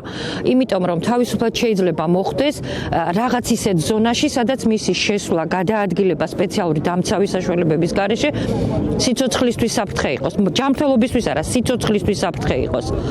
მანდ არის ნედლეული სახით, არის უამრავი ქიმიური ნივთიერებები, არის გოგირდმჟავა, არის ძმარმჟავა, არის ამიაკი, რომელიც მხუთავია აირი. ნუ ძალიან წვრილი დეტალები ახლა დიდად მნიშვნელოვანი არ არის. განმასხვავებლობაზე ვსაუბრობდი. არის ყველა წარმოება, ყველა დანარჩენი ცეხები არის 4 ბრიგადიანი, ანუ მუშაობებს შორის, დილისმენა და ღამისმენა შორის დასვენება აქვთ 2 დღე, მაგრამ ციანებში წლების განმავლობაში იყო 3 დღე დასვენება. სწორედ იმიტომ, რომ განსაკუთრებით მავნე წარმოება არის, სწორედ ამიტომ იყო ეს განმასხვავებელი თვისება. თუმცა ამაზეც ძალიან პრეტენზიას წარმოთქვამენ, მაგრამ მე ვფიქრობ ამას მხოლოდ უგუნური ადამიანი თუ იტყვის, რომ ციანმარილების ხალხმა არ უნდა დაისვენონ 3 დღე. ეხლა რაც შეეხება თვითონ აქ საუბრობდნენ ესენი, რომ მიმდინარეობს მოდერნიზაცია. კი, მოდერნიზაცია მიმდინარეობს, მაგრამ წარმოებას, ხო, შენობების მოდერნიზაცია ვერაფერს ვერ უზავს. იქ პირველ რიგში საჭირო არის პრეისტორიული დანადგარების შეცვლა. ოღონდ მართლა პრეისტორიულებია, იმიტომ რომ იქ კიპის ეგრეთ წოდებული ესეთი სამსახური არის, რომლებიც აღნიშნავენ დანადგარების მუშაობას, ის ხელსაწყოები ჩვენ გვემახსოვრება ჩვენ თაობას, ჩვენზე პატარებმა უკვე აღარ იციან. რუსული გოსტი აკლია, აი გოსტ SSR, აი ეს შტამპი აქვს, წარმოგიდგენიათ? ეხლა ამაზე რატომ გავამახვილე ყურადღება, მაგასაც გეტყვით. იმდენად გამოსულია ხელსაწყოები უკვე და გამართულად არ მუშაობენ, რომ იქ მომუშავე პროფესიონალებს და მე არ შემწხვება ამ სიტყვის თქმა, ზოგი გუმანით, ზოგი წინაგრძნობით, ზოგი თითებით, ზოგი ხელის გულებით ვიცით რა მდგომარეობაშია დანადგარები. და ესენი მესაუბრებიან მოდერნიზაციაზე. მავნებლობა უნდა ყოფილიყო რაღაც გარკვეული თანხა, რომელიც უნდა დანამატის სახით უნდა იყოს. ამ თანხას გავზრდითო, არ გადაიხედა. ეხლა გეტყვით ყველაზე უფრო მართლა სატირალ სიტუაციას. წარმოებას ჩვენს ხელფასში შეტანილი აქვს ეგრეთ წოდებული კვების თანხა, რომელსაც ეგენი გვიხდიან და მავნებლობისთვის ციანებში და ზოგადად ქარხნის ტერიტორიაზე მომუშავებს ეკუთვნით რძე, იმიტომ რომ რძე ყველაზე უკეთ ანეიტრალებს ქიმიურ მოწამლას, რასაც ორგანიზმში შეიძლება შევიდეს და ციანი მარტო დაყნოსვით და ნერწყვით და იმით არ შედის. კანიდანაც შეიძლება შევიდეს ციანი. ანუ ტანსაცმელს თუ აქ ციანი, ადამიანი შეიძლება იქიდანაც მოიწამოს, შეიძლება კი რა იწამლება. და მე მოგახსენებთ რა არის ეს თანხა, კვება თვეში.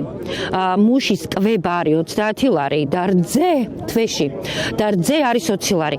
ეს ყველაფერი გაერთიანეს და ისე შეიტანეს ჩვენს ხელფასში და ღამის სმენაში 12 საათი ვიდეოკამერებია ყველგან და მუშას არ აქვს უფლება ესე გააკეთოს. აი ესე რომ გააკეთოს არ აქვს უფლება და დანამატი ღამის სმენის სიმძიმის დანამატი არის საათში 30 თეთრი. ასეთივე საშიშია შეიძლება გვარჯილა რო გალოკო იმან არ მოკკლას, მაგრამ ტერს და დამაწყევარს გვარჯილის აფეთქება.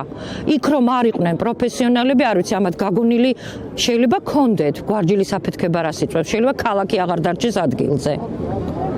ამიტომ რისკები არის ძალიან ბევრი და ლენინის დროინდელი ხელსაწყოებით დანადგარებით თუ ქარხანა მუშაობს, სწორედ აი ამ ხალხის დამსახურებაა.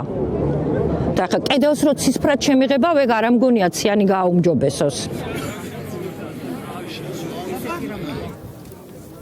ეს არის ქიმიური წარმოება. აქ ქალაქიდან შესული ვერ იმუშავებს. აქ სულ ყველადგანან პროფესიონალები. ამათ გარეშე ქარხანას ვერ გაუშვებენ.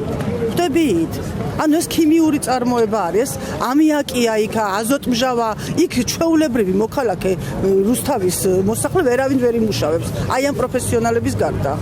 ამ პროფესიონალებზე დგას ეს საამქრო წლები ხალხი დაბერდა აქ 50 წელი 40 წელი მუშაობს აქ გუშინდელი მოსულები არავინ არ არის ანუ ჩანაცვლება ძალიან ძნელია აი ამ ხალხის ესენი თითოეულ ჭანჭიქს ცნობენ თითოეულ ჭანჭიქს უყველა თქვენ მითხარით რომ წაგებაზე მუშაობდეს საწარმო 65 მილიონი ინვესტიციას ჩადებს ვინმე წამგებია საწარმოში თქვენი ლოგიკური აზრი მაინტერესებს ეს რა 65 მილიონზე საუბრობთ აი ეს რაც ჩადო ინდორამამ საწარმოში ინვესტიცია და თვითონ ეკითხონ ერთი რამდენი აქვს თუ წაგებაზე მუშაობენ თვითონ რამდენი აქვს ხელფასები რატო იმას არასაჯაროვებენ 1900 კაცი მუშაობს გუშინ მაგალითად 500-ზე მეტი კაცი ვიდექი თვითონ აზოტში წვიმაში წარმოიდგინე მე ახლა ბავშვი მყავს დატოვებული მაინც მოვედი ხვდებით ანუ ზოგს რა პრობლემა აქვს ყველა შეიძლება ვერ მოდის და ის რაც ქარხანაში ვინც მუშაობს ისინი იქ არიან ანუ არ ტოვებენ ხვდებით ეს გაჩერებულია კი სამყარო მაგრამ ვიღაცა მაინც უნდა იყოს იქ რომ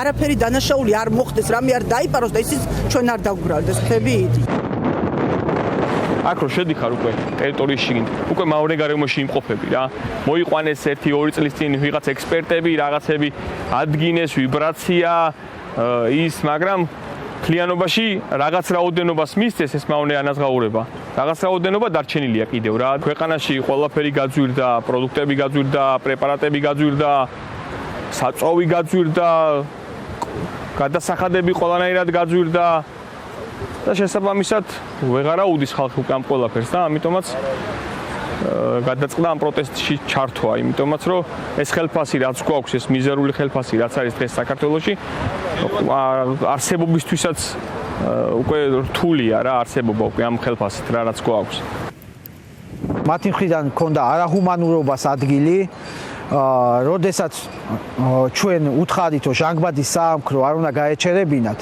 ეს მოხდა ადმინისტრაციის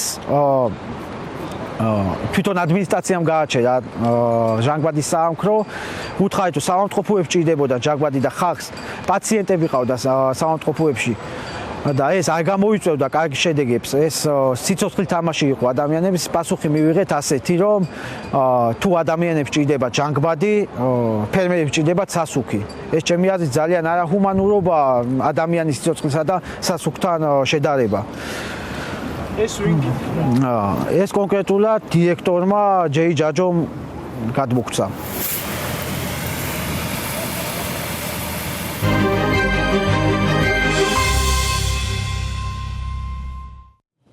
სხვათა შორის გამოცდილება მაქვს ესეთი რომ სარეკლამო ჭრებში ან როცა სიუჟეტი გადის ძალიან საინტერესო რაღაცეები ირკვევა ხოლმე არ ვიცი რამდენად შევძლებთ ამ ყველაფრის თქმას და ამის გახსენებას ყველას გაგვახსენდა ახლა ის რაც გადატანილი გვაქვს ამ ქვეყანაში და ეს ყველაფერი შრომით უფლებებს ღირსებას სამართლიანობას და აი ამ მნიშვნელოვან ამბებს ეძღვნება გიორგი ახლა ჩვენ რუსთავზე გავუშვით ვიდეო და მოდი მოკლედ მიმოვიხილოთ რუსთავის აზოტში შექმნილი ვითარება თითქოს გადაწყდა ყველაფერი ყოველ შემთხვევაში საზოგადოებამ იმ კადრ სინქრონებით რაც გადის ხოლმე მედიაში სამწუხაროდ მედია ძალიან მძიმე დღეშია ამ წუთას და ამ მოცემულობაში იცის ის რომ პროტესტი დამთავრდა მაგრამ რა მოხდა რეალურად 200 ლარი არის ის თქვათ დამატებითი ანაზღაურება რაც მოუხსნის ამ ადამიანებს ყველა პრობლემას რომელიც შექმნილია ამდენი ხნის განმავლობაში მოკლედ პირველ რიგში ამ ადამიანებმა იბრძოლეს, შექმნეს, თვითონ დაორგანიზდნენ და დაორგანიზეს პროკავშირები და ეს ძალიან სასიხარულოა. მათ მოახერხეს ეს, იმდენად მძიმე და გაუსაძლეს პირობებში იყვნენ და სხვათა შორის, როდესაც ესე ვთქვათ, პროტესტი დაორგანიზდა, ეს ადამიანები არ ეძახდნენ ამ პროტესტს გაფიცვას, იმიტომ რომ კანონმდებლობის შესაბამისად პროცედურების დაცვა და ასე შემდეგ, თუმცა ამ დროს, როდესაც პროტესტი მიმდინარეობდა, სხვა ადმინისტრაციამ დაიწყო სიუჟეტშიც იყო ახსნით, თქვენც ახსნეთ, რომ 100 ადამიანი ამოარჩია, 1900-ია გაფიცვული, 100 ადამიანი ამოარჩია და უჩივის მათ. აპრობირებული მეთოდია იმისთვის, რომ დააშინონ ეს ადამიანები. თუმცა გაფიცვის დროს, წეგან აღვნიშნე, რომ ურთულესი რამ არის და ამ დროს, როდესაც ერთი დღე გადის, ორი დღე, 3, 4 და თითქოს ეს დაძაბულობა მატულობს, დასაქმებული შემდეგ იწყებს ფიქრს, რომ იცით რა, მე ახლა ერთი კვირის შემდეგ გარკვეულ სახის ვალდებულებები მაქვს, საბანკო ვალდებულებები მაქვს და დამსაქმებელს არ აქვს ვალდებულება იმის, რომ გაფიცვის პერიოდი ამინაზღაუროს. მე როგორ უნდა გადავიხადო ეს ვალდებულებები და დასაქმებული დროთა განმავლობაში იძულებული ხდება დაიწყოს ფიქრი იმასთან დაკავშირებით, რომ იქნებ რაღაც დათმობებზე წავიდე. თავიდან მოთხოვნა ამ ადამიანებს ჰქონდათ 300 ლარი და საბოლოო ჯამში მიიღეს და კიდევ ერთხელ ვაცხადებ, რომ ერთი ადამიანი არ იღებს იქ გადაწყვეტილებას, იქ იღებს ხალხი და იქ იღებენ, კომიტეტი იღებს ხოლმე ხშირ შემთხვევაში გადაწყვეტილებას. 200 ლარი ხელფასის მატება ყოველი წლის დასაწყისში 125 ლარით ავტომატურად ხელფასის მატება და 25%-იანი საპრემიო ფონდი შეიქმნა. თუმცა იქ დასაქმებულები დაიწყებენ უახლოეს მომავალში გარკვეულ სახის შეთანხმებებზე და კოლექტიურ შეთანხმებაზე საუბარს და მოლაპარაკებებს, თუმცა აღსანიშნავია კიდევ ერთი ფაქტი, წაღან ჩვენ პროკავშირებზე ვისაუბრეთ და მინდა მივმართო დასაქმებულებმა უნდა იცოდნენ, პროკავშირი არის უმნიშვნელოვანესი. აი ზუსტად ეგ მინდოდა მეთხოვნა, გიორგი, რომ აუცილებლად ეხლა აი ამ წუთას შევძლოთ და მივაწვინოთ ადამიანებს ხმა, როგორ უნდა გაიარონ სწორად ეს გზა. მოკლედ, პროკავშირი არის უმნიშვნელოვანესი თქვენ სამუშაო სივრცეში. არ უნდა მიხვიდეთ და შეხვიდეთ გამზადებულ პროკავშირში. თუ თქვენ ქმნით, თუ თქვენ შექმნით, არსებობს პროკავშირები, რომელიც დამოუკიდებელია, დემოკრატიულია. თუ თქვენ ქმნით და თუ თქვენ შექმნით ამ პროკავშირს, ყველა თქვენ უნდა შექმნათ და მართოთ. საუკეთესო გამოსავალი ეს არის. თუ არ იცით ამის შესახებ, მზად ვართ დაგეხმაროთ, მოგმართეთ ნებისმიერ დროს დაგეხმარებით. თავარია შექმნათ დამოუკიდებელი პროკავშირები. თავარია რაც შეიძლება მეტი უნდა იყოს ეს დამოუკიდებელი პროკავშირი ამ ქვეყანაში, იმიტომ რომ 30 წლის განმავლობაში დასაქმებულთა უფლებები არასდროს არავის დაუცვია და ხშირ შემთხვევაში ცდილობენ დასაქმებულების დაყოფას ერთმანეთთან, ესე რომ ვთქვათ, დაპირისპირება არ გამოდის, მაგრამ დაყოფას, რაც საბოლოო ჯამში მაგალითისთვის ჭიათურელის გამოწვევა შესაძლოა არ იყოს, მასწავლებლის გამოწვევა ან საჯარო მოხელის გამოწვევა. სწორედ ამას ვცდილობთ, რომ ყველა ჩვენ დასაქმებულები ერთმანეთის გამოწვევა და დასაქმებულის ერთმანეთის გამოწვევა და ერთმანეთის ტკივილი ვწიოდეს. თუმცა მნიშვნელოვანია, რომ დასაქმებულებმა და საზოგადოებამ დაიწყონ ყვითელი პროკავშირებიც, რომელიც მართულია ცალკეულ ჩინოვნიკების და ბიზნესის მიერ გარკვეული სახის ბენეფიტების და უსაფრთხოების სანაცვლოდ დამოუკიდებელი პროკავშირებისგან. აირჩიეთ, შექმნით და მართეთ დამოუკიდებელი პროკავშირები. თუ არ იცით, მზად ვართ ნებისმიერ დროს დაგეხმაროთ ამ პროცესში. და რუსთავის თემას რომ გავყვეთ, ასე ვთქვათ, ვაკო, რა შეიძლება აერთიანებდეს ამ პროტესტებს, რაც ვთქვათ, ახლა ჭიათურაში და რუსთავში იყო სახეზე და რა არის განმასხვავებელი? მე რუსთავს ისე არ ვიცნობ, როგორც ჭიათურას, როგორც უკვე თქვი, მაგრამ რაც ძალიან თვალშისაცემი არის ეს მოგება არა გვაქვს. აი დააკვირდით, რომ საქართველოში როგორც კი გაფიცვაზე გადიან მშრომელები, დასაქმებულები, იქ კომპანიის პასუხი არის, რომ მოგება არა გვაქვს. აი ჭიათურას მაგალითად მოგება არა აქვს, ამბობდა კომპანია, რომლის ამოღებული ფეროშევისა მანგანუმი ზესტაფონში იქცევა ფეროშენადნობად და არის ამ ქვეყნის თავარი საექსპორტო საქონელი. რეკორდ პირველ ადგილზე არის ადგილობრივ ექსპორტში ფეროშენადნობი და მანგანუმთან დაკავშირებული სხვა ნაწარმოები, ხო? 2000 არ მახსოვს და არ ვიტყვი 2021 წელს მაგალითად 9 მილიარდი დოლარის ღირებულების გაფიცვა მოუწიათ ჭიათურელებს, რომ ხელფასის მატებას მიეღწიათ ამ წელს და ამ წელს 500 მილიონი დოლარის ღირებულების ფეროშენადნობი გავიდა საქართველოსთან, ხო? ანუ იგივე ხდებოდა ჭიათურაში, ტყიბულში. რო აი ტყიბულს რასეუბნებოდნენ მთელი წლები, ანუ რაღაცა 1 თვე და 2 თვე კი არა, მთელი წლების მანძილზე მე ვფიქრობ, რომ საერთოდ იქ დაიბადა ეს არგუმენტაცია, რომ ჩვენ აქ საქველმოქმედო მიზნებით ვართ, რომ თქვენ დაგასაქმოთ, თორე ჩვენ აქ ეკონომიკური საწარმოო და ფულის ინტერესი კი არა გვაქვს, ხო? და მე ხდება აი ამ პანიკით ვაჭრობა, რომ ნახეთ თუ მოგებაზე არ არის კომპანია, როგორ უნდა მოვითხოვო პირობების გაუმჯობესება, ხო? როგორ შეიძლება იქ პირიქით მადლიერი უნდა იყო, რომ ის გაქვს, რაც გაქვს.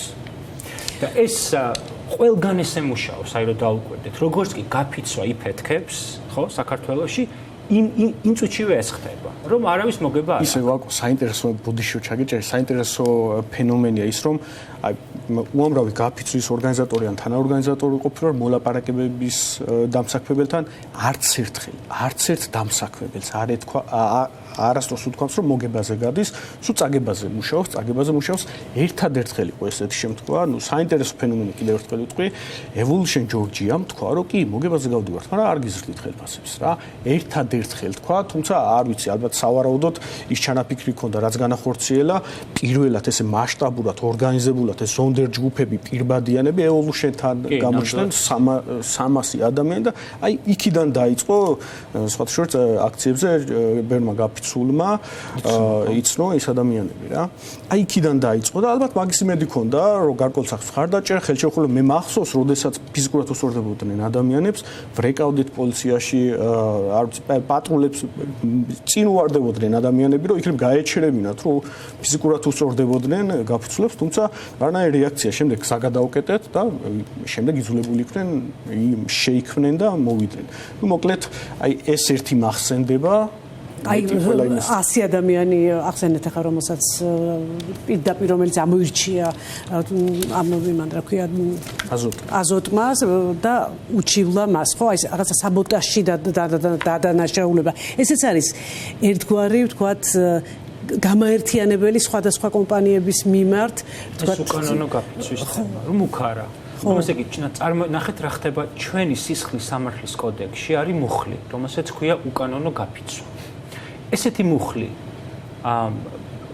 სხვა ქვეყნების სისხლის სამართლის კოდექსში ვერ ნახავთ, იმიტომ რომ როგორ არ არსებობს უკანონო გაფიცვა, რომელიც ზიანს აყენებს კომპანიას ძალიან წმინდად მშრალად იურიდიულად რო გითხრათ, მაგრამ ეს სისხლის სამართლის დანაშაული არსად არ არის. როგორ შეიძლება მშვიდობიანი, მაგრამ უკანონო გაფიცვა იყოს სისხლის სამართლის დანაშაული. მაგრამ ჩვენ კონსტიტუციაში გვაქვს გამოხატვის თავისუფლება. გამოხატვის კონსტიტუცია ხო არის უპირატესი დოკუმენტი. პრინციპში ამით ხო შეუძლიათ ადამიანებს რომ მოიგონ პროცესები. შეუძლიათ რა თქმა უნდა ახსენონ, მაგრამ ეს უკანონო გაფიცვის თემა არის რაღაც მუდმივად იყენებენ. ეს ეხა არ დაწყებულა, ეს 2012 წლამდეც ესე იყო და 2012-ის მერე გაფიცვები რო დაიწყო ისევ ჭიათურით, ყოველ თბილისის მეტროს გაფიცვა გახსოვთ? აი დიდი გაფიცვა, მძლავრი გაფიცვა, ხო? იქაც იყო, რომ აი უკანონო გაფიცვა და მერის მოადგილე ემუქრებოდა მაშინ მემანქანეებს მეტროში და სხვა თანამშრომლებს, რომ თქვენ წინააღმდეგ გაგიძრება სისხლის სამართლის საქმეები. ჭიათურაში მუდმივად უკანონო. და ეხლა ნახეთ რატომ არის ეს გაფიცვები უკანონო ბჭყალებში, ხო? რატომ არის რატომ შეიძლება მშრომელი ადამიანი და მშრომელთა კოლექტივი მიდიოდეს უკანონო გაფიცვამდე, ხო? ნახეთ რა არის საქართველოში რომ კანონიერად გაიფიცო, ამას წინ უნდა უძღოდეს 21 დღიანი სამედიაციო პროცესი.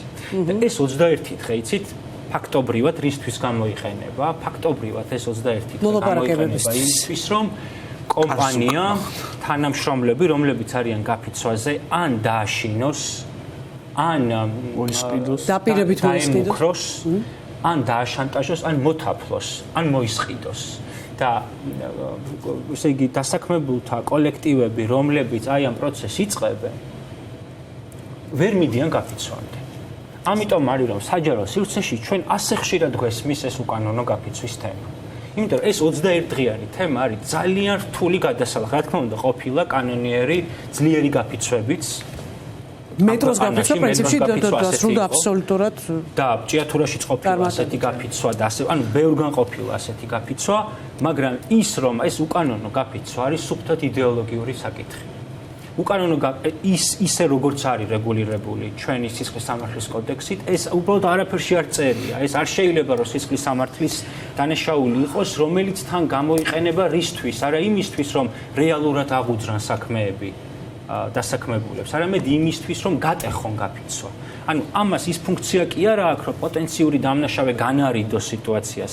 ამას აქვს მხოლოდ დამაშინებელი ფუნქცია, რომ როგორმე გაფიცვას შეუშალონ ხელი. აი ახლა კანონი ახსენა ვაკომ სახელმწიფოზე ვისაუბრეთ კომპანიებზე, კომპანიის ვალდებულებებზე, სახელმწიფოს ვალდებულებებზე, მედიაციის პროცესზე. ეს ხომ ყველაფერი მაინც მიდის სახელმწიფოსთან. ანუ ეს პროცესები უნდა დაიწყოს კანონიერად, იგივე მედიაციის პროცესი უნდა დაიწყოს სახელმწიფომ. რატომ არის რომ სხვა ამავე ტიპის კომპანიები სულ სხვანაირად ოპერირებენ სხვადასხვა ქვეყნებში, სადაც გამიგია იგივე ევროპულ ქვეყნებში და ეს ყველაფერი არ ხდება ჩვენთან. სად არის ყველაზე მთავარი ესეთი კი ბატონო, ხო, პირველი რაც აი ამ აზოტთან დაკავშირებით ერთ მოკლედ ვიტყვი, რომ ჩემთვის ყველაზე კარგი ამბავი აქ ის იყო, რომ ისინი აპირებენ პირველადი პროფკავშირების შექმნას, რაც ყველაზე მნიშვნელოვანი მგონია, ხო? დარგობრივი პროფკავშირების შექმნა, რაც ძალიან მნიშვნელოვანია იმისთვის, რომ შემდგომი ბრძოლებისთვის იყვნენ ორგანიზებულები და მეტად ძლიერები მოლაპარაკებებში, მათ შორის დამსახურებელთან და სახელმწიფოსთანაც. ეს ძალიან მნიშვნელოვანია, რომ კარგად გაიგონ ჩვენმა დასაქმებულებმაც, რომ ყოველთვის ბრძოლა კოლექტიურად უფრო მნიშვნელოვან შედეგებამდე მიგვიყვანს, ვიდრე ინდივიდუალურად, ვინაიდან ეს ასეთ მოწყობის ქვეყანაში კიდევ უფრო რთულია. რაც შეეხება იმ კითხვას, რატომ შვება და რატომ ვერ ახერხებს სახელმწიფო დღეს ან რაღაცის ვერ დარეგულირებას ან რატომ ვერ მგონია რომ ვერ კი არ არის პასუხი. ისინი არ შვებიან ამას, იმიტომ რომ მათთვის ეს ძალიან ხელსაყრელი მოცემულობაა, რაც ხდება ქვეყანაში. ხელსაყრელია ის, რომ ყავთ რაღაც ოფშორული კომპანიები, რომლებიც სრულიად გაუმჭირებლად მუშაობენ, როგორც შეიძლება იყოს ჯორჯიან მანგანეცი და სხვა ესეთი მსგავსი კომპანიები. მათ მშვენივრად ახერხებენ რაღაც გარკვეული საკითხების დალაგებას, იქ შეიძლება გარკვეული მოგებები თავიანთი რაღაცა კერძო მეებს ქნიან ხო კომპანიებს, თავიანთი ინტერესები ჩნდება იქ ქართული ოცნებასთან დაკავშირებული პირები, ვიცით, რომლებიც რაღაც ამ კომპანიებთან არიან ხოლმე შეზრდილები სხვადასხვა ნაწილში და ეს არის მოცემულობა, როცა სწორედ ეს იყო ჩემთვის ძალიან ისეთი საგულისხმო კობახიძის ნათქვამში წინა წელს, როცა მაღაროელებმა დააყენეს მოთხოვნა ნაციონალიზაციის საწარმოსი, აი ყველაზე დიდი კაფიო რეაქცია ამაც ჰქონდა კობახიძეს, რა ნაციონალიზაციაზე საუბრობთ, ეს როგორ უნდა დაუშვათ, ჩვენ ხო ბიზნესში არ ვერევით, ანუ მათთვის ეს იმდენად მიუღებელი მოცემულობა იყო, რომ სახელმწიფო იყოს გადაწყვეტილების მიმღები, არა და როგორც კომპანიის მხარეც გადაწყვეტილების მიმღებობა უნდათ სახელმწიფო მმართველის მხრივ, მაგრამ როგორც კი ეს გახდებოდა სახელმწიფოს არა მარტო რაღაცა უფლებამოსილება, არამედ ვალდებულება, რომ ემართა და იქ უკვე პასუხისგებლობა მოყვებოდა ამ ყველაფერს, ეგ აღარ უნდათ რა, უნდათ ხოლოდ რაღაცა მართვა, რომელსაც შემდგომ მარტივად ანგარიშვალდებულების გარეშე დაალაგებ. და აი ეს არის ის სწორედ რატომაც ხდება საბოლოოდ, რომ აი ამ ქვეყანაში ესე დიდ კორპორაციებთან მიმართებით არანაირი ხედვა არ გააჩნია ქვეყანას და მგონია, რომ ეს წიაღისეული საკითხები, ეს ჩვენი მინერალები, ჩვენი რაც არის ხო სახელმწიფოში, სახელმწიფოს უნდა კონდეს ამაზე ძალიან მნიშვნელოვანი რეგულირებები და იქნება ეს ნაციონალიზაცია თუ აი ხა ჩვენთან ძალიან დაბალია მოგების გადასახადი, ძალიან დაბალია წიაღისეულის გადასახადი. ეს ყველაფერი და გონია რომ ეს უნდა და ვერაფრით ვერ ხეირობს ადგილობრივი ბიუჯეტი ამით. მაგივე ჭიათურის მაგალითად ხო ამასაც ჩვენებს რომ ვერაფრით ვერ ხეირობს ადგილობრივი მცხოვრები, ის ქმნის დოვლათს, ის ქმნის სიმდიდრეს და არაფერი არ რჩება იმ რეგიონში. და ესეც იყო მათ შორის ჭიათურების მოთხოვნა რომ ფონდი შექმნელია. თავთავარი ის არის, რომ ყველაფერი ის, რაც მოიპოვება ჩვენ მიწაზე, ეს გვეკუთვნის ყველას ჩვენ. შესაბამისად, სახელმწიფო გაცილებით უნდა იყოს დაინტერესებული, თქვათ, მოქალაქეების კეთილდღეობით ამ შემთხვევაში. ასე ვხედავთ. სამწუხაროდ ხო, აი მარიამ ქრუიშვილს ჰქონდა ერთი-ორი თვის წინ მგონია ეს განცხადება, რომ ეხლაო ჩვენო ვიწყებთო ასე ჰესებსიც თქვა ეს, მაგრამ გრიგოლი განვარსოთ, რომ ვიწყებთო ხო ჰესების და ჰიდროელექტროსადგურების მშენებლობასო და არავინ არ თუ არ გააპროტესტოს, არც კი იფიქროს ხა ამასეო, დასრულდა ეგ დრო რა და ანუ მათთვის ეგეთ დროში გადავედით, რომ ყველანაირი პროტესტის დრო აქ დასრულდა და არავინ არ უკითხავს ჩვენ მიწაზე, რას ამოიღებენ, რას დაგვაშენებენ, რას გააფუჭებენ, ხო, რას მიწაზე მოგვაცენ სახლიდან, არავინ არ უკითხავს, ესეთ ქვეყანაში შევედით საბოლოოდ. დავამატებ შრომის ინსპექციის მნიშვნელობასაც, ძალიან მნიშვნელოვანია ეს უწყება დასაქმებულისთვის, თუმცა ამ პირობებში და ბექაფერაძის მმართველობის პირობებში ნუ ან არ ასრულებს, ან ვერ ასრულებს, ან არ ვიცი, იმიტომ რომ ხშირ შემთხვევაში ხშირად უნდობლობაა ამ ორგანიზაციის მიმართ და ხშირ შემთხვევაში ამ ორგანიზაციის მიერ დადებული დასაქმებულების წინააღმდეგ სასამართლოს დამსაქმებელს გამოუყენებია სასამართლოში და ასევე დავამატებდი მინიმალური ხელფასის არარსებობას, რაც უმნიშვნელოვანესი იქიდან გამომდინარე, რომ მაგალითად ერთ-ერთ ორგანიზაციასთან, როცა ჩვენ გვქონდა გარკვეული სახის პროტესტი, ჩვენ მათ ვუჩივლეთ ჩვენი საერთაშორისო პარტნიორების პროკავშირული ორგანიზაციების მეშვეობით, ჩვენ მათ ვუჩივლეთ საერთაშორისო ორგანიზაციებთან, რომლის წევრებიც ისინი არიან და პასუხად მივიღეთ რა, რომ იცით რა და ხელფასის გაზრდას ვითხოვდით და პასუხად მივიღეთ რა, ესე ვთქვათ, შვედურ ერთ-ერთ კომპანიას, ის NCP-ს მიწერა წერილი, რომ ჩვენ ამ ორგანიზაციამ, ამ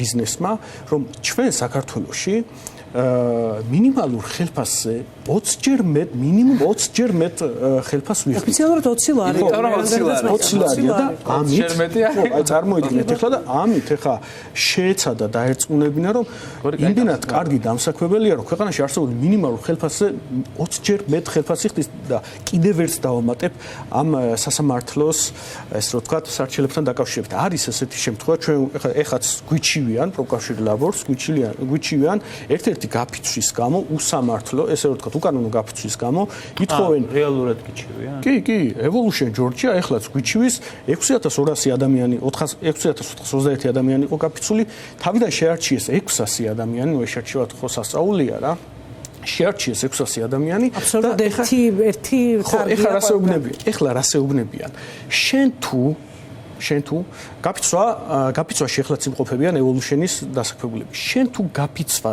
გამოიტან განცხადებას გაფიცვის შესახებ მოგწერ ოფიციალურად შენზე სარჩელს შევაჩერებთ. წარმოიდგინეთ ახლა დასაქმებულებმა, იქ ძირითადად სტუდენტები არიან დასაქმებულები და სტუდენტები შრომას დღესაც ახლა იყენებენ. ეხლა შედგეს ესე რომ ვთქვათ შრომის ბაზარზე ფეხით და არიციან საკუთარი შრომით უფლებებთან დაკავშირებით ბევრი ინფორმაცია არ აქვს, იმიტომ რომ 70 წლის განმავლობაში მხოლოდ აი ბიზნესი აპელირებდა ყველა და ყველაფერი და რაღაც წარმატებებზე ინვესტიციებს და არიციან და შესაბამისად ეს ხშირ შემთხვევაში არის შიშის დანერგვის შესაძლებლობა, იმიტომ რომ ადამიანი რომელიც შექმნა 18 წლის 20 წლის პირველად იწყებს მუშაობას და ფიქრობს რომ ძალიან ბედნიერი იქნება და უცებ სასამართლო უწყება მოდის რომ თქვენ უკანონო გაფიცვის შესახებ გიბარებენ სასამართლოში და ის საერთოდ თავის კავლაპოტიდან ვარდება და ეშინია და ურჩევნია რომ მოდი რა ხა მე აქ მაინც არ ვაპირებ ბოლომდე დარჩენას და მოდი გამოვიტან ამ ესე ცდილობენ გაფიცვების და პროტესტების შესუსტებას მათ შორის ერთ-ერთი მიმართულება ესაა დარჩენა სხვა შორის არც მშობლებმა ალბათ სახში არიციან შრომითი უფლებების შესახებ და ალბათ ვერც დაარიგებენ შეიძლება და იცით როგორია აი რომ ეხა დამაინტერესა ამას წინათ იყო საუბარი რომ შარშან ცდელობა იყო რომ საქართველოს დიდი გაფიცვა ყოფილიყო თუ გახსოვთ კი და აი რაღაც საყვედურები ისმოდა რომ არიცის ხალხმა გაფიცვა რა არის და არიციან მაკდონალდსის თანამშრომლებმა თურმე რა არის გაფიცვა და ეს რო გავიგონე დამაინტერესა რომ საიდან შეიძლება რომ იცოდნენ, ხო? აი პირველი გამახსენდა რომ სახელმძღვანელოები ხო არ ვნახო და ვნახე ისტორიის სამოქალაქო განათლების სახელმძღვანელოები, სადაც თითქოს არის ადგილი, რომ თუ სწავლობ სამოქალაქო საზოგადოებას, უნდა ისწავლო რა არის პროფკავშირი და რა არის გაფიცვა, როგორც პროფკავშირული ბრძოლის მთავარი იარაღი. და აღმოჩნდა რომ ესე სკოლებში ინდუსტრიალიზაციას, გლობალურ მოვლენას ისე სწავლობენ მოსწავლეები რომ აი გაფიცვა იცით როგორ არის ნახსენები არც ერთი მნიშვნელოვანი საკვანძო გაფიცვა რომელმაც მოიტანა 8 საათიანი სამუშაო დღე და ასე შემდეგ არც ერთ გაფიცვაზე ისინი არაფერს არ სწავლობენ უბრალოდ ნახსენები არის რომ ამ პროცესში იყო ბევრი გაფიცვა და აი ჩდება კითხვა რომ ტელევიზია არ ეჩვენებს მოლაპარაკეთავები ამაზე არ ლაპარაკობენ სკოლაში ამას არ სწავლობენ საიდან უნდა იცოდეს მაკდონალდსის თანამშრომელმა და ახალგაზრდა ადამიანმა რა არის გაფიცვა და რა ძალა გაფიცვას. როცა გაფიცვა გარჩეულიც კი არ არის საჯარო სივრცეში, რითი განსხვავდება მაგალითად ჩვეულებრივი მოსალოდნელი და როცა ყოფილა ლაპარაკი გაფიცვაზე ყოველთვის ნეგატიურ კონტექსტში იყო.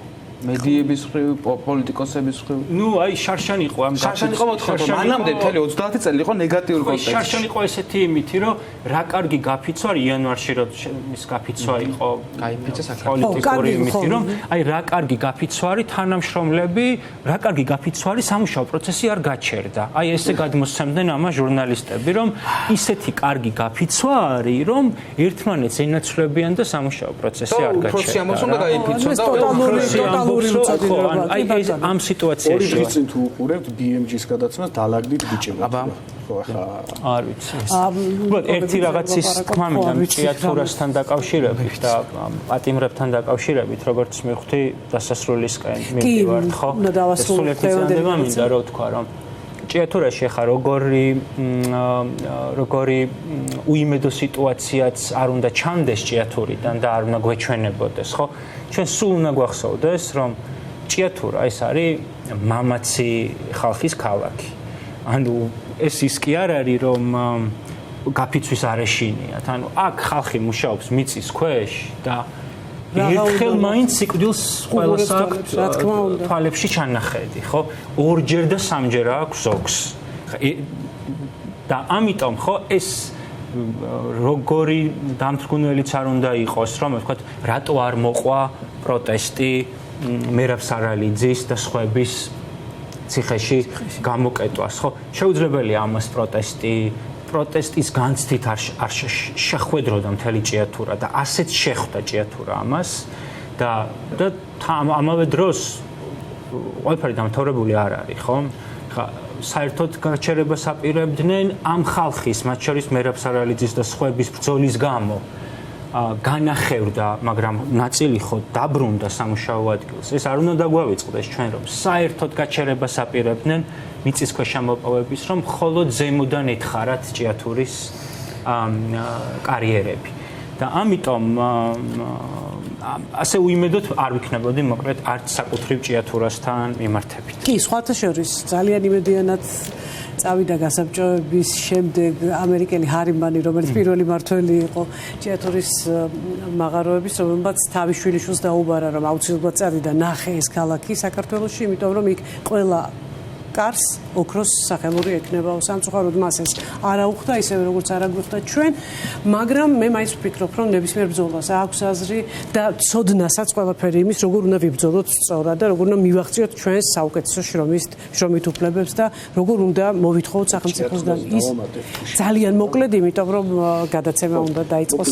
ვაკომ თქვა, რომ იქ ადამიანები შევიდნენ სამუშაოდ. ადამიანები შევიდნენ იქ სამუშაოდ და შეიტანეს პროტესტი. ეს პროტესტი არ დასრულებულა. მათ როგორც კი ექნებათ შესაძლებლობა ამ პროტესტს აუცილებლად გამოხატავენ და კიდევ ერთი შეიძლება ხმამაღალი განცხადებად მოეჩვენოს ვიღაცებს ან შესაძლოა ჩათვალო რომ ეს ასეა, მაგრამ 4 ჭიათურის პროტესტის ორგანიზატორის დაკავება იმდენად შერჩევით მოხდა, იმდენად უსამართლოდ მოხდა, საზოგადოების დიდმა ნაწილმა იცის და ჯერა იცის რეალურად ეს ასეა, რომ ჩვენ დამოუკიდებელ პროკავშირებს გვმართებს გარკვეულ სახის ნაბიჯების გადადგმა იმისთვის, რომ ეს ადამიანები დროზე ადრე დავიხსნათ იქიდან, სადაც იმყოფებიან. კიდევ ერთხელ ვიღაცების შეიძლება ხმამაღალი განცხადება, მაგრამ აუცილებლად უნდა დავორგანიზდეთ ამისთვის და ჩვენ ეს უნდა გავაკეთოთ.